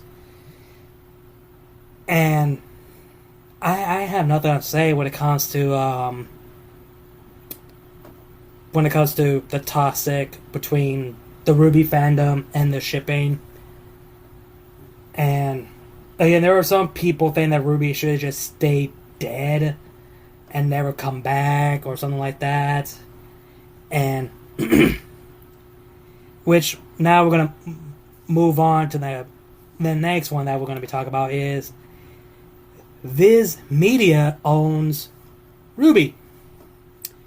Now when Carrie and Barbara, when they announced that RWBY is now in home in Viz Media, that I did not expect, and it never came to my mind because I was like worried that, okay, where would RWBY would go? And I was so dumb as hell because I realized I'm looking at my RWBY mangas right now and has Viz in it. I was like, that never crossed my mind until that video was out. I was like, I'm an idiot. That never crossed my mind. Because I was like, maybe Amazon Prime or other TV company or whatever. Then Viz Media was never in my mind, like, at all.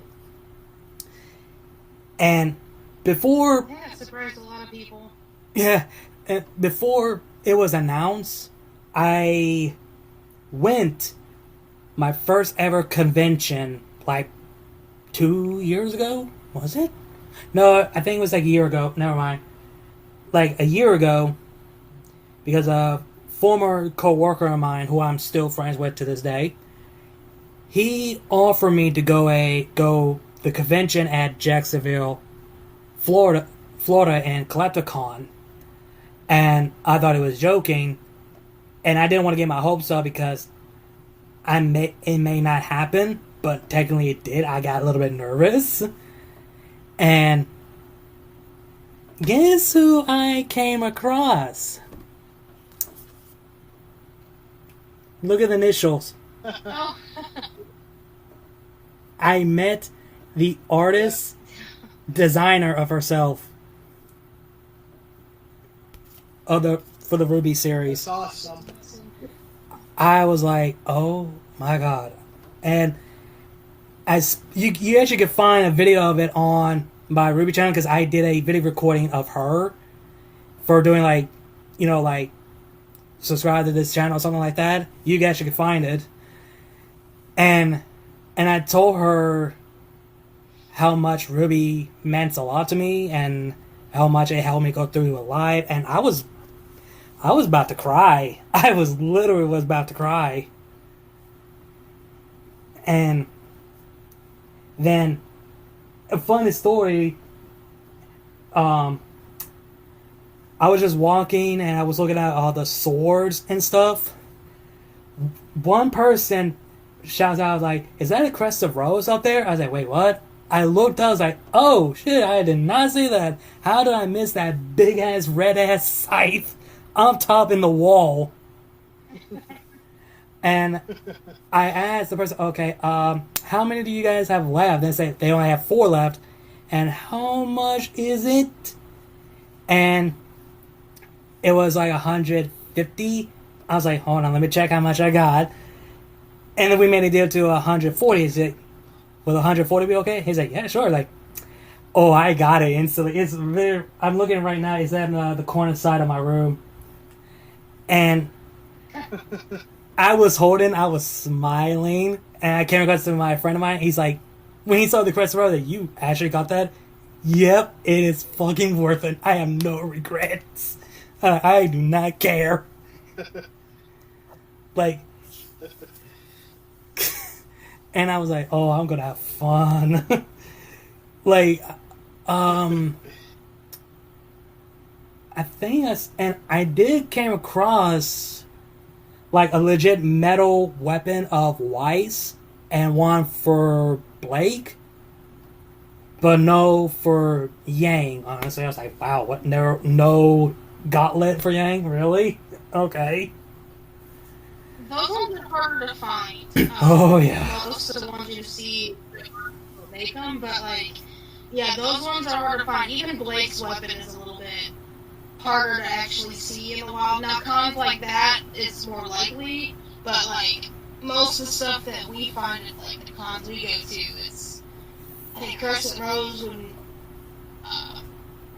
Weiss's weapon would be the easiest ones to spot if we didn't see them.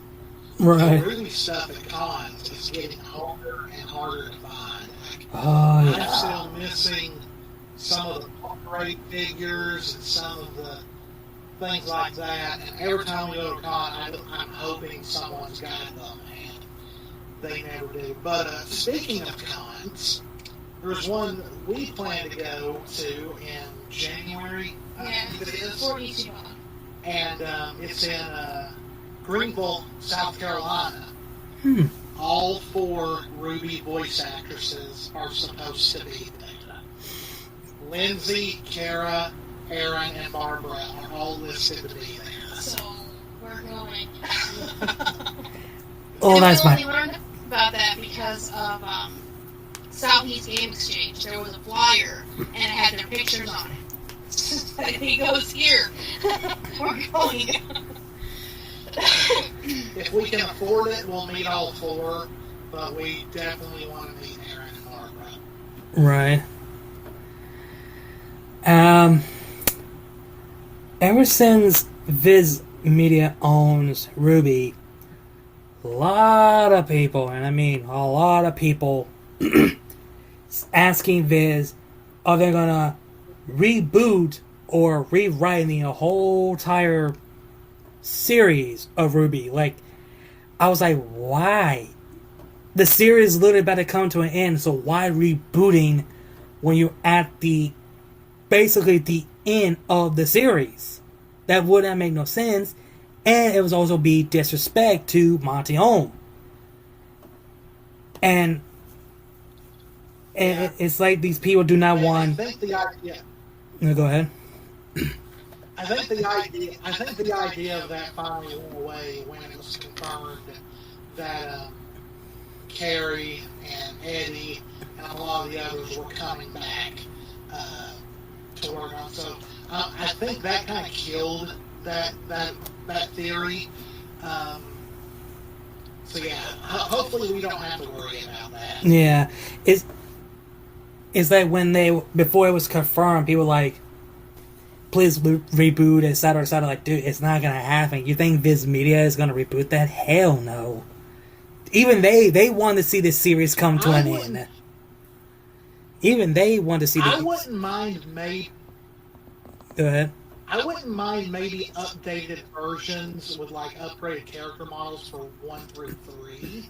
Yeah. But as far as like the story and writing, no, don't change anything. But I guess in a way a remake of 1, 2, and 3 just to make them look as bad as good as 4 through 9.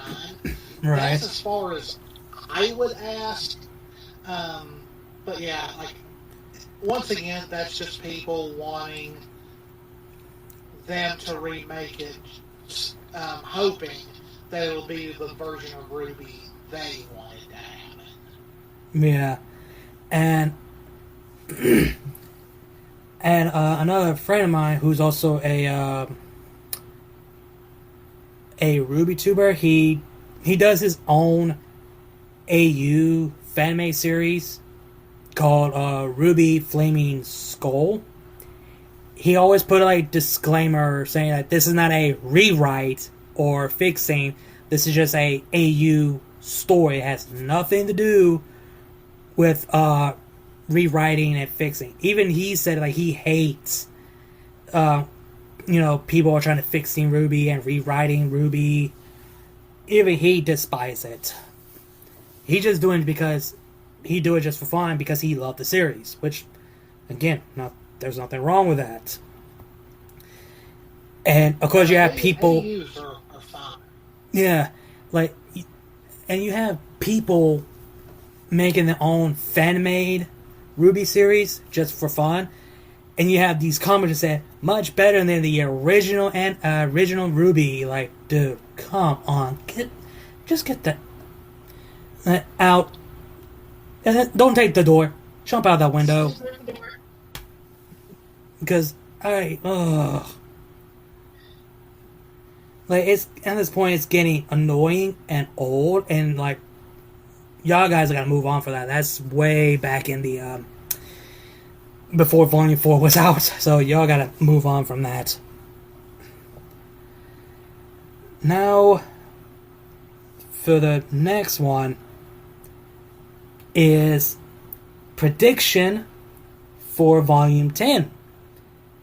Thanks to Carrie, they gave us confirm that is in early writing and early development.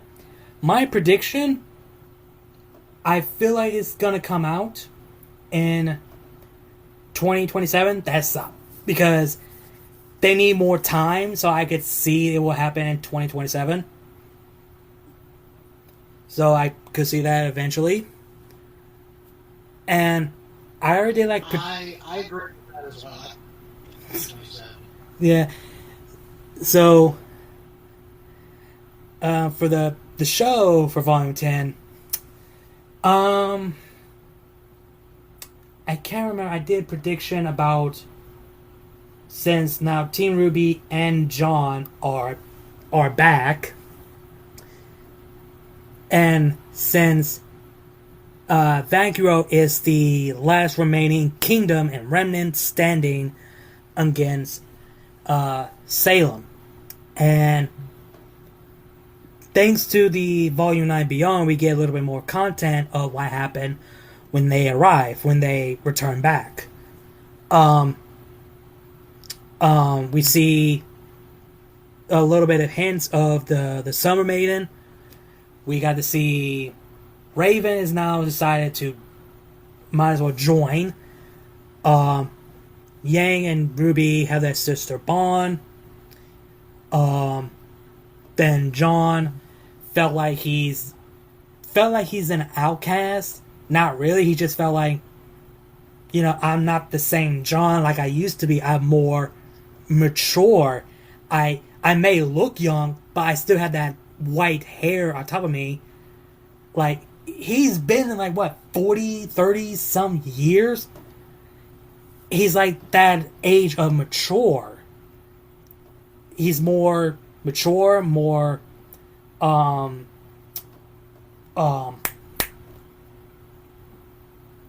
would not say wise, but more. He's pretty much a man in the brain of a man in his 40s inside the body of 18-year-old. A late teen, yeah, pretty much. And that would mess with you. That would definitely mess with you.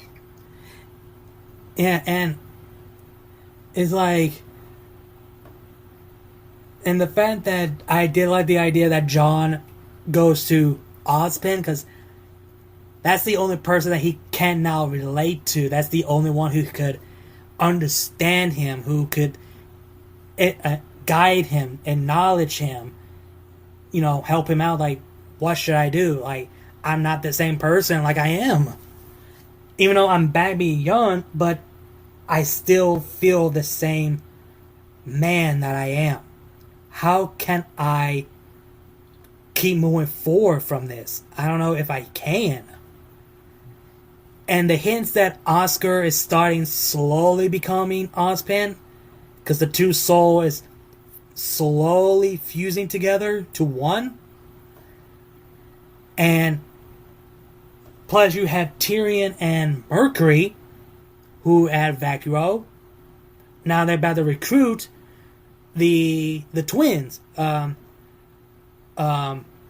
Jax and Jill, who has the two most powerful broken semblance, mind control and ore siphoning, which that is a huge problem for those people who read the novels. There were a problem. So, and now that we learn that Glinda is stayed behind at Vale, and Salem and Cinder went back to Beacon and destroyed everything what is left remaining, all because they couldn't find the relic of choice. And I do have a theory of prediction for the final series for the RWBY, and it would make a lot more sense, because it has to be, because we all know the relic of choice is going to be the last relic. We all know that, and we know what the relic is capable of. When people put on the crown, they will have a vision of their choice. Their choice will show their fate of their decisions. And that is what Salem wants. She wants to know if her choice and her path is going to lead her to victory. So that's basically what I have in mind. And now people are starting the predicting of who's going to be the next Summer Maiden if anything happens to the previous Summer Maiden. Some people say Emerald or Nora. And speaking of Nora, is her development to find who she truly is, because she said it in volume 8 that she needs to know who she really is before she becomes the partner that Ren needs. So there's also a development story there. The one thing I did have a problem with volume 9 is I wish we could see their point of view, their side of the story, how this impact them in Vacuo. Like, how did Nora and Ren feel when Ren is quote-unquote dead?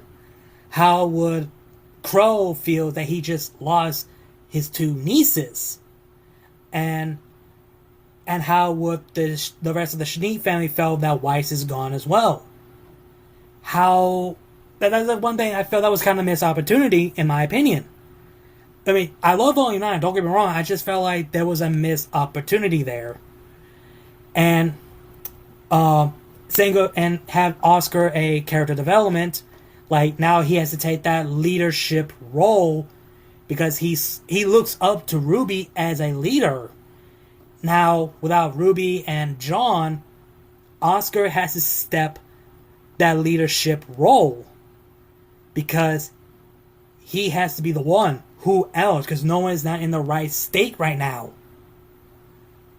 And same goes for the members of the ASOP. What's going to happen to...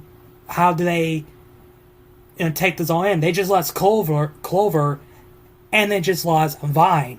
How are they going to take this all in? There is a potential there that no one even touched upon. And I felt that was kind of missed opportunity there. But I get it why they want to focus it on. Like, I get it why people want to focus it on them in the Ever After. Yeah, I think the reason why we didn't get any of that stuff is because 9 had a lot of cuts. I still don't think we know to this day everything they wanted to include. Like, I'm kind of glad Volume 9 was just Team RWBY, because we kind of needed a volume of the girls experiencing some kind of growth into the characters they need to be to face Salem. Now, if I'm remembering correctly, when they showed us all of the epilogue that was originally supposed to be in Volume 9, they did say that we would see a version of that eventually in Volume 10. So, hopefully, now we don't know Volume 10's budget, we don't know how many episodes Volume 10 will be. So maybe when we finally get Volume 10, maybe we will see those kind of moments, like as in flashbacks, Right. for certain characters after RWBY and the others show back up.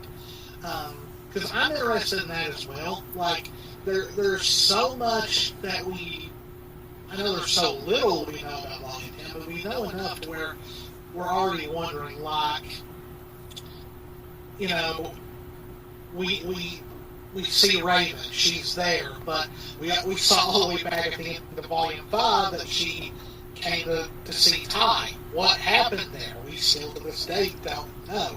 How did that lead to her being in Vacuo? And I think that's one thing I'm looking forward to Volume 10 is, like, it's definitely, I do not think, a lot of people seem to think Volume 10 is going to be the last volume for some reason. Which I don't see it. Unless that volume is like 40, unless that volume is 40 episodes long, there's no way they're going to fit all that into one volume. Yeah, no. So I'm looking forward to seeing Vacuo, learning a bit more about it, because we really only know what we know from the novels and things like that. Yeah. So I think Volume 10 will be kind of not really a slow volume, but more of establishing where we're at, reconnecting with the characters again, and things like that. Because I'm not saying this is what's going to happen, but I'm hoping Vacuo gets the same treatment that all the other areas did, where you get at least 3 volumes per area. So each, like, not arc, but like each section has 3, and it's changed with each one, and it would make sense to do 3 while we're here in Vacuo, so that way it gives you time to absorb that, to see what pieces together and what connects from the past. And then after that, maybe a final volume where, like, it's a return to Beacon for that last relic, and be like, you know, the whole volume being like the final battle, pretty much. Who knows? Yeah, I do hope Vacuo gets 3 volumes like the other ones did. Right. And this is my prediction for, because where we at 7, 8, and 9, which that covers Atlas. And I started to notice we gain like 3 seasons of each arc of the Academy. Volume 1 to 3, the Beacon arc. 4 through 6, Haven Academy arc. 7 through 9, Atlas. So we're getting 10 through 12 cover the Vacuo arc, which means volume 12 or 13 would be the final season, because have it where it all began. It started at Beacon and it has to end at Beacon. That makes a lot more sense. And that's like if you look at the pattern, you could tell like they're going back to Beacon when it all started, but it's going to be a haunted memory. It's not going to be how it was before. So even though, like, yeah, they're fully grown, they're fully mature, but the pain is still there, but they learn to not let that get to the better of them. They are now more mature, more experienced, more understanding, and they're ready to face what they face off against a threat. They should have been prepared from the start. And here's the next discussion and theory. Surprising, no one discussed about this, and I was the first one who did. Is Salem will betray Cinder before Cinder betrays Salem. Now, here's the reason why I said that. In the RWBY official guidebook, Salem wants to have all 4 maiden powers for herself. She only used Cinder as a vessel to collect all 4 maidens. And Cinder, we see how she started to become a rebellion, and she started to go against Salem's wishing. And she wants to have power for herself. And we see that there's a potential that Cinder will try to betray Salem.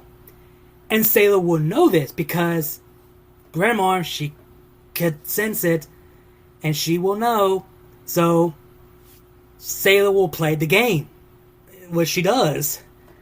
Until the moment has come, Salem will take all the maidens for herself and replace or kill Cinder. So I don't see RWBY will kill Cinder. It will be Salem who will kill Cinder to take all the maiden powers. That's how I see it. And it makes perfect sense. You were promised to gain power, and that power is now taken away by the person that you trust, you're loyal, and you decided to go against her wishes, planning to backstab her, and this is your consequences. So that's how I see it. For that Cinder will be killed by Salem instead of RWBY. So I mean, it kind of fits because Cinder has become kind of this conniving, like trying to stay ahead of the game kind of character. So what better way for her to realize she's been played this whole time than by The one doing it. the one doing it? Because I kind of agree. Like as years have went on, I'm just like I don't see RWBY killing anybody really at this point. I know there's still a few fans who want John to kill Cinder because of Pyrrha and all that, but I don't know. That sounds like a twist that would work way more, like not only like for the story, but like fan reaction. Like, right. Because you want that big moment. And so, I think that would actually work pretty well. That this whole entire time, Salem always planned to dispose of Cinder. Because I think at the end of Volume 8, you can kind of tell Salem knows what Cinder's been doing and all that. So it's like, who's gonna try and dig the knife first at that point? Yeah, and just thought of something and it just there it came back. And another thing that hopefully we get to know, how did Cinder met Salem, or how did Salem came across Cinder? That is one thing that we have not no confirmation of anything about that. That's one thing they should. I think they're gonna. Yeah, I think that will happen before the betrayal happened. So, I can see that.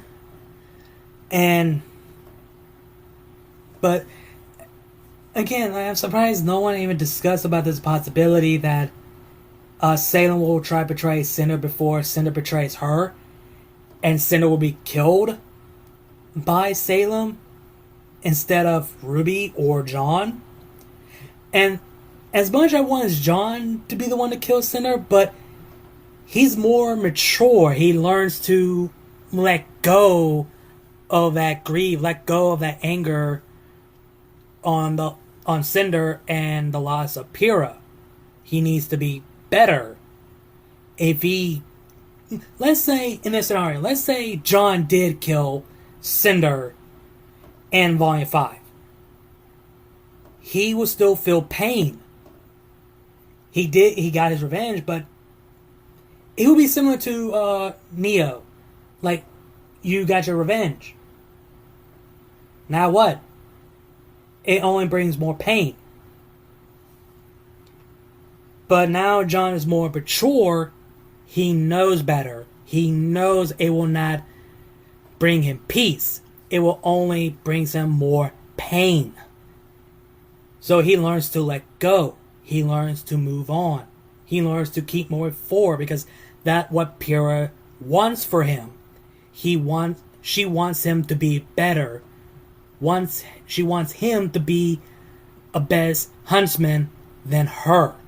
That's what she wants for him. And that's what he's going to do. Killing Cinder will betray his character.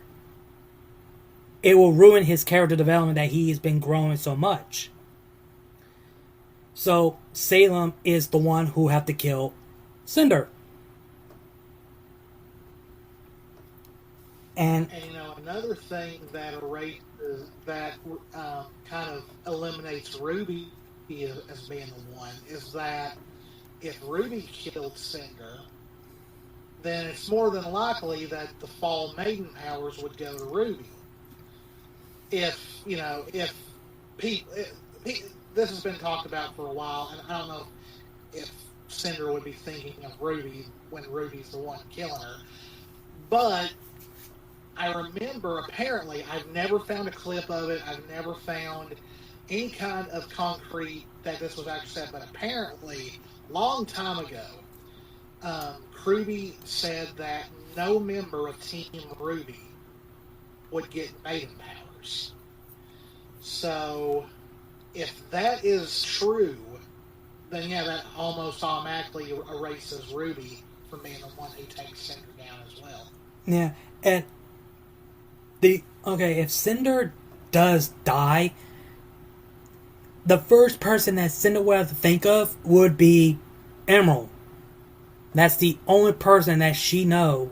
Why would she give a maiden to someone that she despises of, which is RWBY? So it's best that she should pass down to Emerald. So potentially Emerald could be the next Fall Maiden instead of being the Summer Maiden.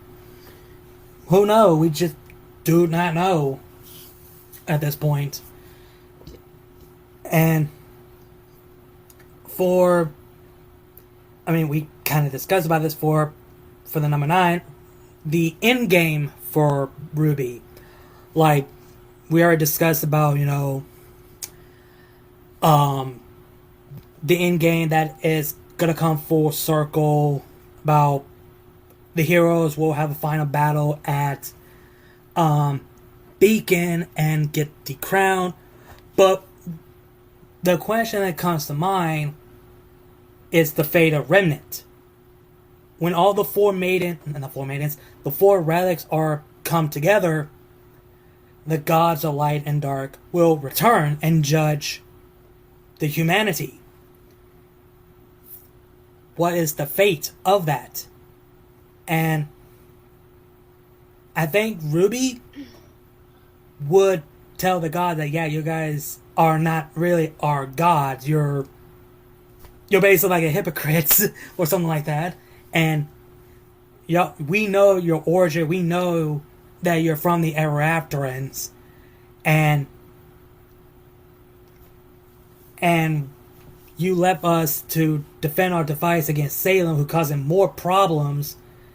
And she has not learned her lesson. So what's the point in repeating the same cycle over and over again if she's not going to learn? She will never learn. And I think in the end, and maybe this is being too positive, who knows, because, RWBY has a way of taking the positive and then just like completely breaking our hearts and making us suffer and cry and all that. But I have a feeling they will find humanity worthy because it's pretty much already happened, if you think about it. Ruby's words during the time they got the word out to the world, here they come back from the ever after, and the world has come together in vacuo to try and stop Salem. So, I mean, really, and who knows, they might throw us a curve. RWBY is always known for throwing curveballs. They've done it for a long time. But you can kind of almost say that they've almost done it. We need to get, like, you know, I know it's been talked about since the beginning of Volume 6 that Blake's dad created a new movement to replace the White Fang. So we need to show that humanity and the Monus can work together, they can get along. So you can almost say that we might already be halfway there at least. Pretty much. To that puzzle, pretty much. Like, there's more things to build on because, I mean, we're building to that point. I mean, but really the gods at this point, it's irrelevant because, again, she didn't learn her lesson. She's never going to learn her lesson. If we're this far into of how long she's been that way, she's never going to learn. She's not going to change. She just wants to rule everything. Or RWBY decides they want to make more money and decide to make a whole new saga of RWBY with the gods as the villains. Oh, God. I mean...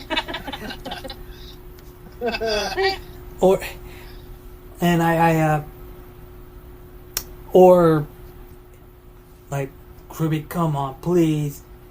Give me Team Stark, damn it. I want the story of that. I want it so bad. So do I. I have been asking. I was like, I want that. And same thing also with, which I meant to mention when we were talking about, like, the sketches, the epilogue that we got to see. I want to see what, how Raven found Yang. Like, how, like, we put out videos and my theories. I have a lot of theories of between the stuff with Summer Rose, and then how she, with the connection of the clip that we got of her and Summer leaving. And then now her finding Team RWBY and all that. So, like, I've put out so many theories, and with everything we know so far, some of that stuff's starting to align. I've told a couple few things in the past. Come I on. want to see that stuff. I want to see more Stark. Like, come on. You were able to give us... Just one of them.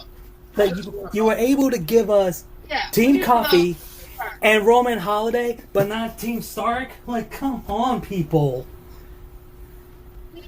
We need one, yes. We need that, but I do want to see some on screen, because here's the thing at this point.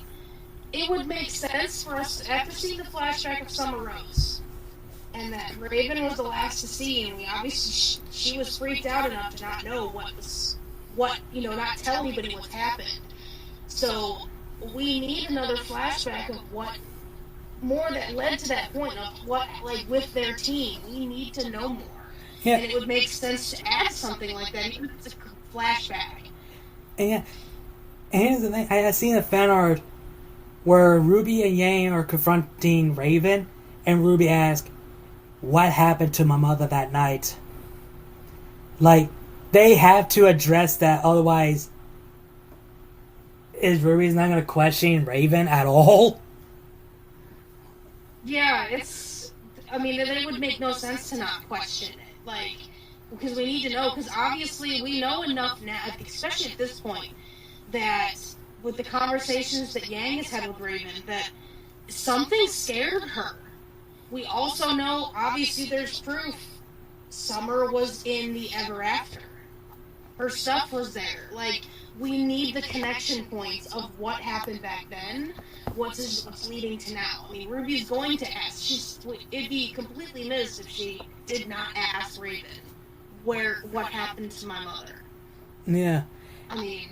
And, like, they have to address it, because they can't just leave it wide open, or unless they were like, we want to save it, like, we want to save it for the prequel for it so you guys can understand. Like, if they gonna do that, okay, fair enough, but at least give us some content and some theories about it, you know?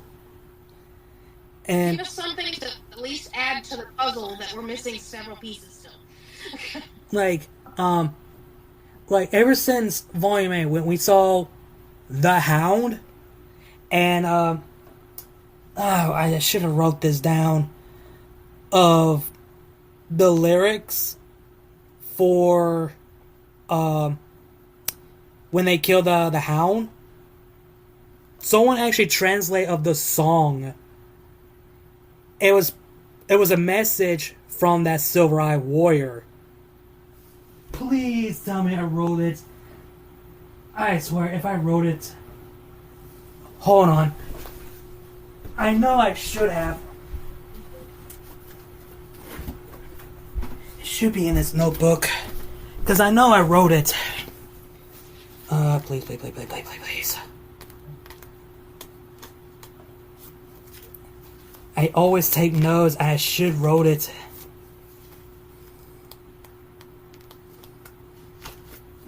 Please. I should have wrote it. Because I wish I remembered the whole line. I really did.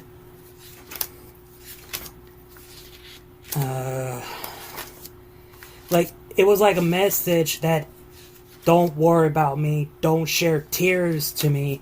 You free me. She torture me. It was like... It was so deep. And... God, I wish I could remember the whole thing.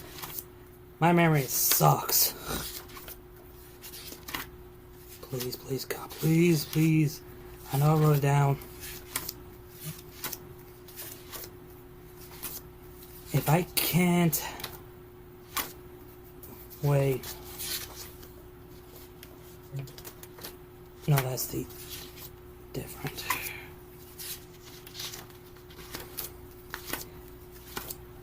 Please. I know I wrote it. Come on, please. I know I wrote it. If I didn't, I'm gonna be mad.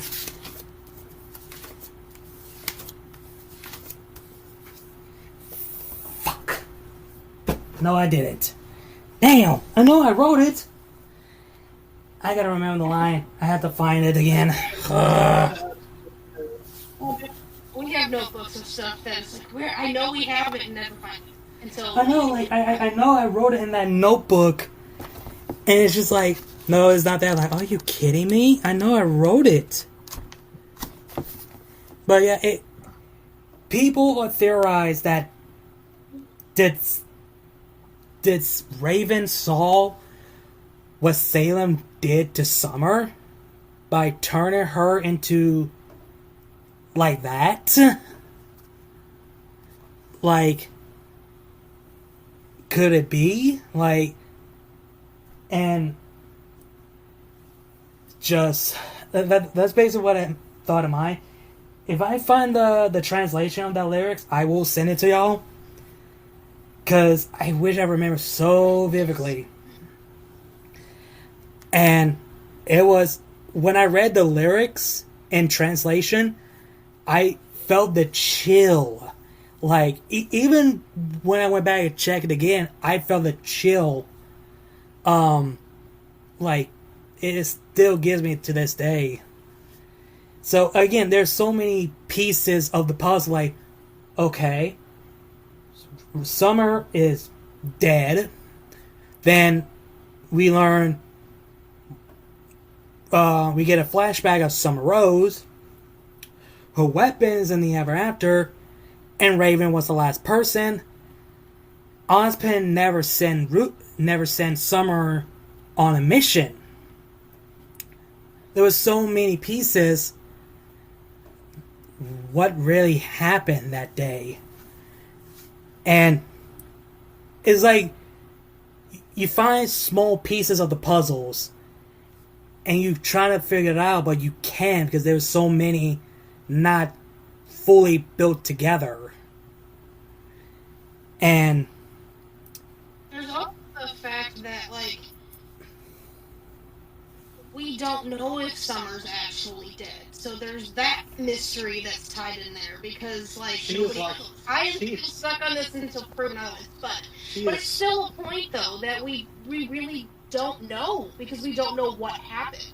She is 100% Oh, I'm convinced that Summer's not dead, that she's just but we don't know somewhere. what happened is the thing, so we really can't confirm. We can't figure out any of those pieces because we don't have them. They're not formed yet, so it's just leaving a lot of open mystery, adding more to even what happened that day. RWBY's keeping enough puzzle pieces away. Just to keep you wondering. Well, until the rain, for all of it to be known. Yeah. That's they've hidden the puzzles until further notice. Hell, even Salem in volumes 7 and 8, when Salem says, and I quote, "Your mother said those words to me. She was wrong too." And her again? Like, what the fuck happened? Like, and again, there's so many, and they just RWBY literally loves to toy with us. They really do. And some people say, she. Now people are questioning, like, is she really dead though? They keep dropping so many hints that Summer could potentially, like a big potentially, alive. If she is, then she was in as a prisoner for this whole time, being tortured and experiment or something like that? No, in Salem she would. And again, like RWBY said, that Salem kills Silver Eye warriors, but now she wants them alive for experiment and torture them slowly and painfully and make the Silver Eye warriors beg for death, just like that silver-eyed Faunus, like, by the lyrics, that he wants to die. This pain, this torture, I can't escape from it. I need to be free from this pain and this suffering, this agony that this witch put me through. It's like death is like the only way to be free from this pain of that torture. Like, I don't want to get too dark.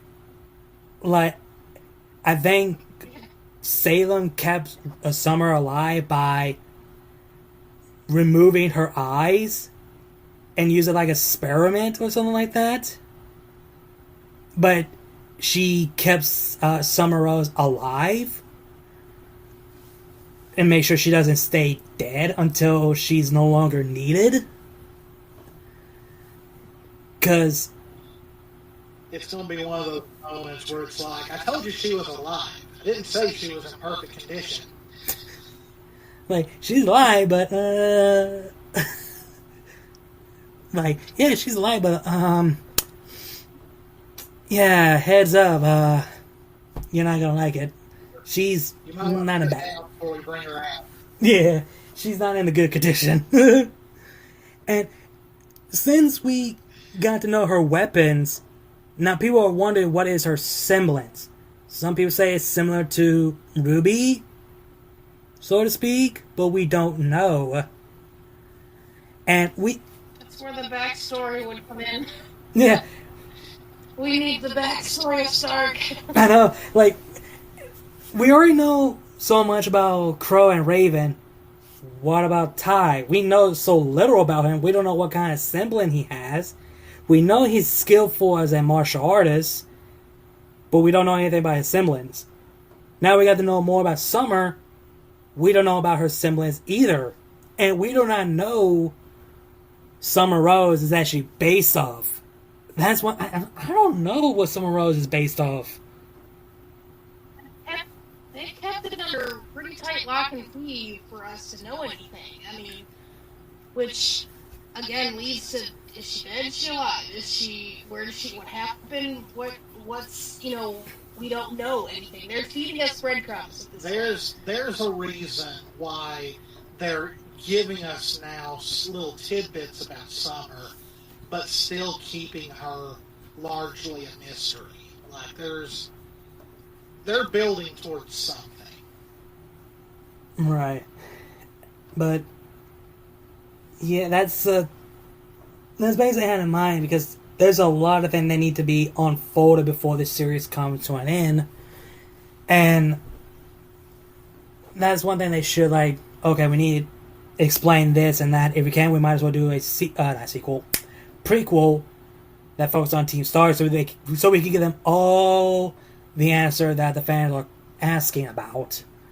So basically, because I just had a feeling they might do a prequel, because they pretty much have to. They wanted to fill up the gap and give it as a confirmed answer about etc. And yeah, that's what I think right now. Now we reach the final topic, and this is actually important one. What does RWBY means to us? Oh boy. Oh. You go first. Alright, so, because I was going to mention something earlier with connection, because I was going to say, the one thing with RWBY is I love how everyone I've talked to has some connection even to one character or another.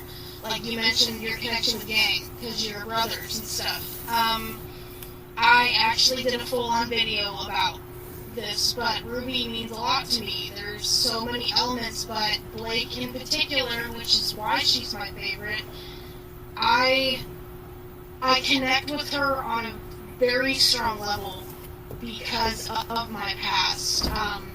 Scarily similar to hers, because of an abusive ex. So, some of the things I was seeing, it was just like, whoa, that's... I could relate on a different level, but actually seeing things that I had to deal with in ways through another character, it kind of grew with me with the show, too. So, it's another reason why it just became so important.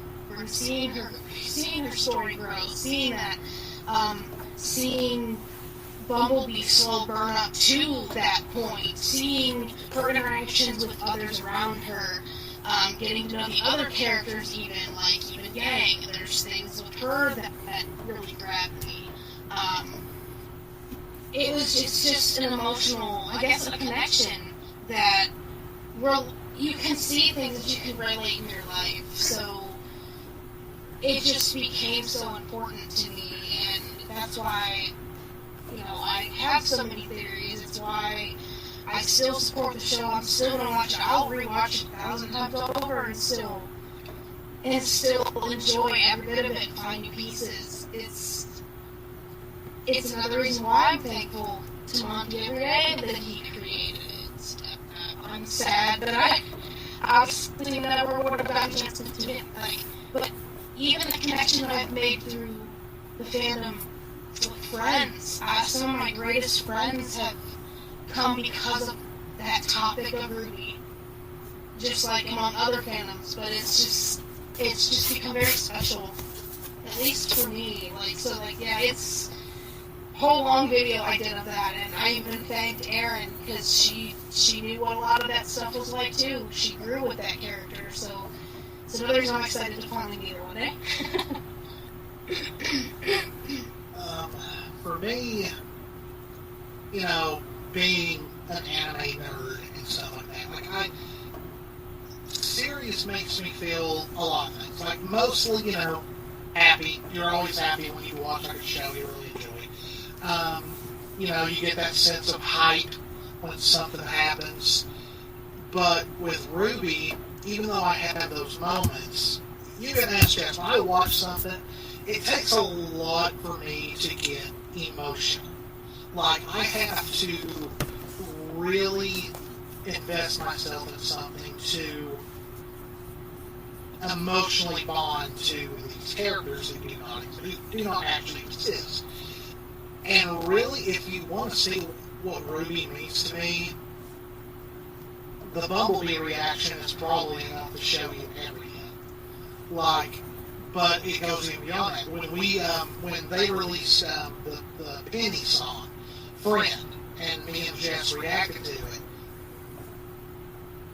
I could barely talk because I was about to cry. Because, because at that time Volume 9 had not happened. I said that the fact that RWBY doesn't even know what happened. I choked up. I almost bawled my eyes out in that. And I still can't listen to that song to this day. Volume 6, when Indomitable released on that soundtrack, that got to me. But, I still can't watch the Bumblebee Confession without getting choked up.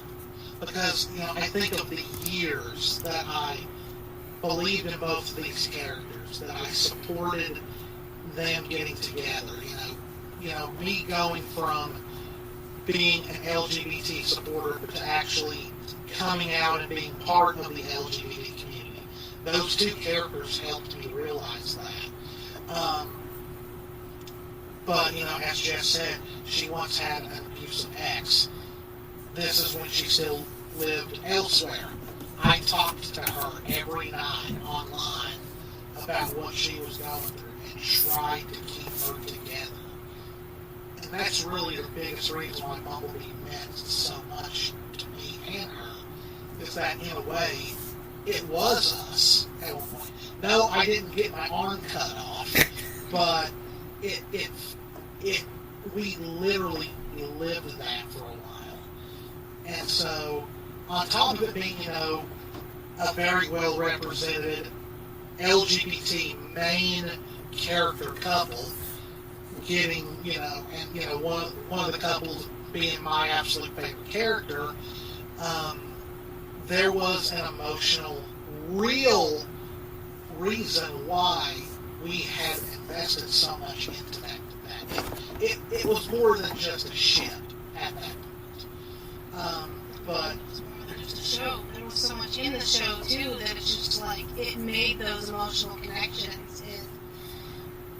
It just grew. Like there's just so much within the show. That's why it means so much to us. Like, for a show to have enough emotion behind it to where you can watch it, and despite its flaws, despite some parts you might have problems with, as long as you have fun and enjoy watching it, that's really all that matters.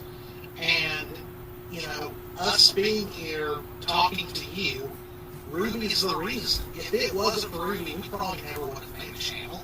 We probably never would have thought of doing content creation. And it's all because of RWBY. I owe RWBY so much that, that's why, hey, I was ecstatic when it was Viz that bought it. I'm ecstatic that Volume 10 is in development. Do I wish it could come out tomorrow? Yes. But, I'm happy to wait because they deserve the budget that Viz can give them. They deserve the time to possibly put together what will be one of the biggest comebacks in the world. And they deserve to have that story told. And I think it would be a crime for anyone to hope that story not be finished. But RWBY means the world to me. I can't imagine my life without it. And that's why, years down the road, when I'm on my deathbed, if someone wanted to ask me my favorite animated shows of all time, RWBY would more than likely be number one, or if not, at least the top two. And that's how much it means to me. How Mike Blake costume got me my job, the job that I actually love doing. I took that costume in, and it got me the job that I have today. So, I mean, I know it's outside of just Ruby, but that character meant a lot. That I said, here, look at this. And I got offered a job, and I've had that job for 6 years. So, like, and there's some little part of that for Ruby that connects that to me, which makes it even more of a whole for me. So, it's a huge thing. For me, and I did a video about this as well, and I can't remember what I said. RWBY, for me, it was an escape for me.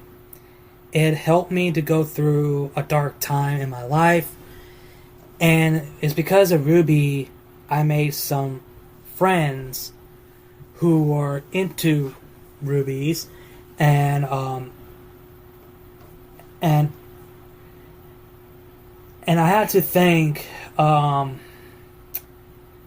uncle. He always gets me into. He was the first person that got me into anime when I was young. Bleach was the first one that he showed me when I was a kid. And then he showed me Red versus Blue.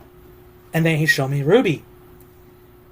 And after watching the whole 3 volumes before Volume 4, fully caught up with the series, and enjoying the characters and the story, how much I could understand these characters, how I could relate the character. Like, for Yang, I know what it's like. I know what it's like in being in her shoe. Blade, I could relate to her because I know what it's like to be in a toxic relationship, or that you're feeling like an outcast, you felt like you're not wanted. And I was one of them. I felt like an outcast. Not good with people, not good with open up with people. And Wise, when she takes the mother-like role in the group, I can relate to that one because I take the father-like role to my brothers. And technically I can relate to RWBY because I learned this way back when I was a kid, where my dad told me I have a older half brother that I never knew about. So, and I have to thank Monty Ohm for bringing this series into my life. The moment that I cried when the scene where John saw the statue of Pyrrha and the music playing, I was in a dark place, and I still remember that day, January the 5th, 2019, when I got a news, my ex, who I had a good relationship with, me and her, I got a text from her friends and family that she died in a car accident. And I felt like I got stabbed right to the heart. Like I felt I got stabbed. And they told me her last words, how much she loves me. And that destroyed me mentally and emotionally. And I was not in the right state of mind. And when that episode of RWBY came out, I broke down tears much more than it was before. Because I could feel and understand on the feelings of losses. And I didn't have no one to comfort with. I didn't have no one to tell. I kept it all to myself. And even talking about it to this day, it still hurts. I still miss her, but if there's anything I learned from the show, if there's anything I learned from Monty, that we have to keep moving forward. And that's what I did. And that's what she wanted me to do. to have a better life, to find someone to give me that same love like she did for me. Just like the one I'm with right now. But that fear is still in me, that I feel like I might lose her too. And I fear I might lose the people that I cared. And June the 13th, my dad was sent to the hospital in Savannah, Georgia, having a terrible stroke. 3 days later, we learned what happened on that day when he was sent to the hospital. The stroke was so bad, the blood went up to his brain and made him brain dead. So June the 16th, at 6 o'clock p.m., we got a call that my dad passed away at the age of 52. Me and my dad never see eye to eye. But there's that conflicted feeling that I'm angry at him, but I'm angry to myself. And now I know what it's like to lose a family member, because when I go back and rewatch RWBY and see Ruby losing her mother, I felt that same connection. RWBY helps me to get past the most roughest, darkest time as ever. And it's because of RWBY. RWBY became my number 3 favorite, right next to Devilman, Crybaby, and Bleach. RWBY will always be the number 3 for me. No change in my mind. And every time I look at this image, I always remember how much I appreciate Monty to bring this series into my life. And it's because of Monty, it's because of RWBY, I made the RWBY channel, because I want to share my love and passion for the franchise, all because of Monty. And I always say at the ending of my video, RWBY is love, RWBY is life, keep moving forward. And I do not care what people say. If you hate RWBY, that's fine. Everyone have their own opinions. But don't force people to not watch it, something that you hated. Let them enjoy what they like. Let them have the same experience like everyone else. Let these people have the same connection to these characters like me. RWBY meant everything to me. And if someone asks me an anime that changed my life, and that is RWBY. And if Monty On was still here and alive, and I pray to God, if the multiverse exists or whatever, if he's alive, if I met him, I would have shake his hand, tell him thank you for bringing this series to my life. Because I don't know what would it be without RWBY. And it's just nothing will change my mind. Nothing will tell me that I should not enjoy something that had impacted me for my life and helped me through all the dark times I've been through in my life.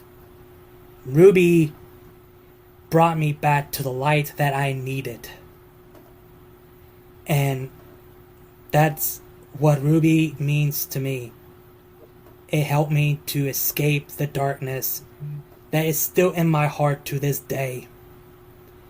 But in that dark time, there was always that one bright light still within me. And I had to keep that light as an ember.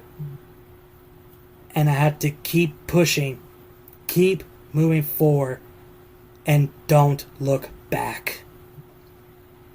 And that's how I learned from RWBY, and RWBY meant everything to me. and I will not treasure in the world for it.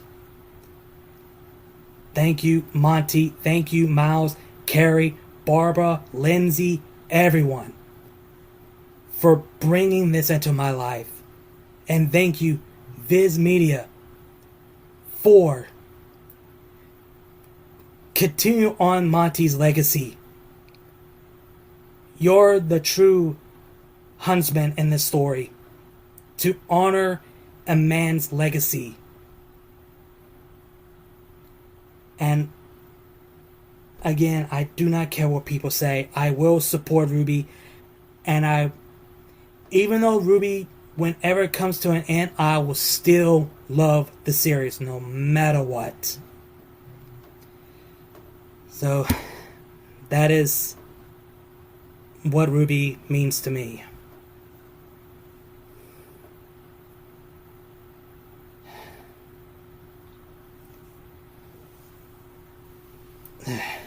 Well, I do want to take the time to say I'm sorry that happened to you. It's kind of scary that after that happens, that's the episode that aired. But it's, I think we've all been there. Jess lost her mom a few years ago unexpectedly. I lost my dad in 2015 to cancer. A month ago. Yeah, so Very unexpectedly. But, what I always loved about Monty's saying, keep moving forward, is that it's tough.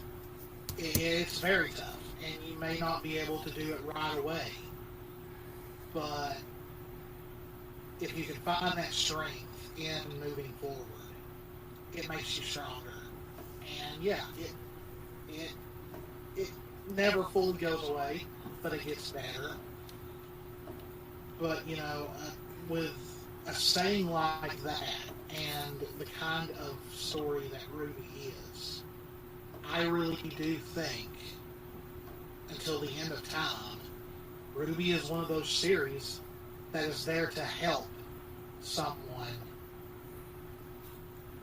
who thinks they might not have the strength to move forward. I really do think that is what this story and these characters stand for. Yeah. And for those people who are watching, sorry if I kind of, brought the, I can't even say the word. I'm not crying, honestly. I just felt, bit of a depressed, honestly. Even though I'm amused by it, but at the same time, it's still, from the inside, it still hurts. From the outside, I just felt numb. And that's just how I am at this point. But again, it's just, people need to understand RWBY is not perfect. RWBY is flawed in his own way, in his own right. And people can have their own opinions and where they can agree and disagree.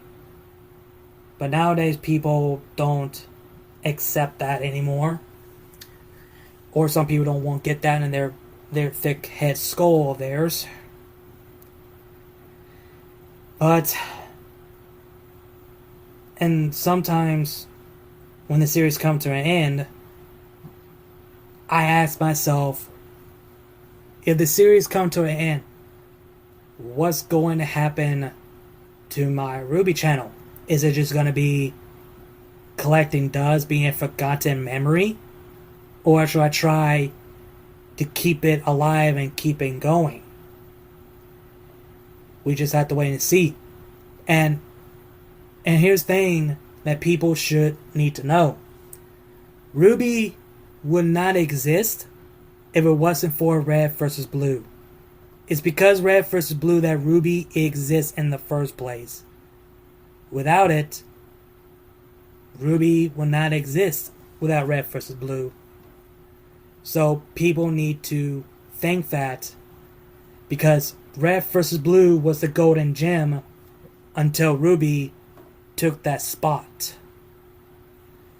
and people need to consider that, and thinking that RWBY exists because of Red versus Blue. So people need to understand that. And it's not just RWBY. Red vs. Blue also had other shows that happened because of it.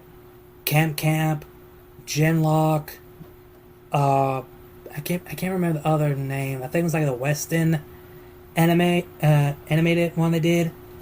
RWBY Chibi.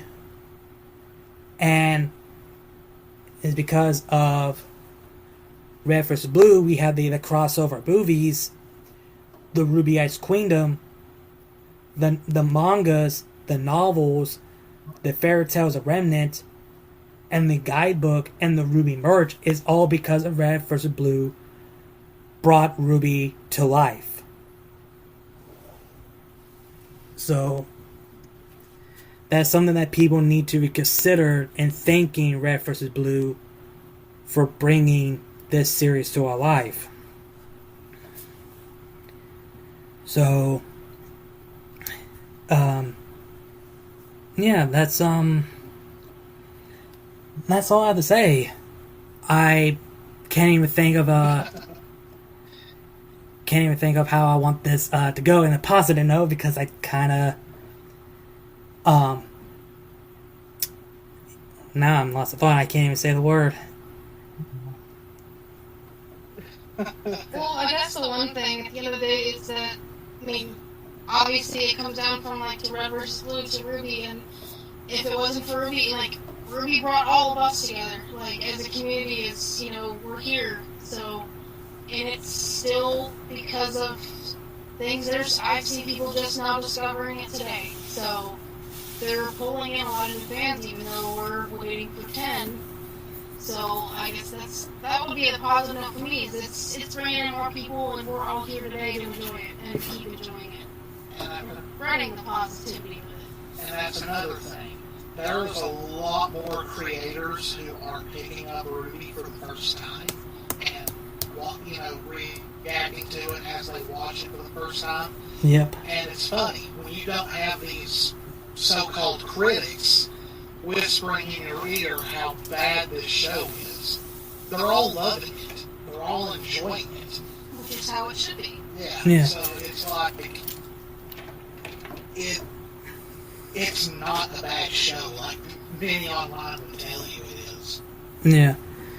And because of RWBY, people are making their own fan-made animation, their OCs, myself included. When I brought my team's OCs, Team Shadow, and it's just because of RWBY I brought these characters to life, and I already finished the prologue for the story that focuses on my characters. And again, it's not easy to come up how I want the story to go. I mean, I have the idea, I just don't know how I wanted to go along with it. And it's just RWBY inspired a lot of people to make their own fan-made series because of RWBY. Like their own AU, or a series that have no Team RWBY or Team Juniper involved of the story. Like his own separate world or something like that. And it's all because of Monty. Because they were inspired because of him as well. So, yeah. That's all I have to say. And I don't know how long this video actually is. Pretty much like 3 hours now? Hey, we covered a lot, so. Little over 3 hours. Oh, wow. We covered a lot of things, and but we covered a lot of things. We talked over things, and just shows that brought us everybody together. I mean, again, we're here talking because of RWBY. So And that makes me actually really happy that we get to be a part of something like that. And, well, the thing is, by the time we end the video here, if you guys want to check out their channel, I'll have the link of their channel down below the description box, or you could, I actually will tag their channel name on the title of this video, if you guys want to do that instead. If you guys want to check out my RWBY channel, as always, links to that will be down below the description box, along with my social medias. If you guys want to donate to support the channel, links to my Cash App, PayPal, and Ko-fi, all that will be down below the description box and in my bio if you guys want to donate to support the channel. Again, like, comment, share, subscribe, and I'll see you guys later. Near before Shadow Critius, and I'll see you guys later, and keep moving forward.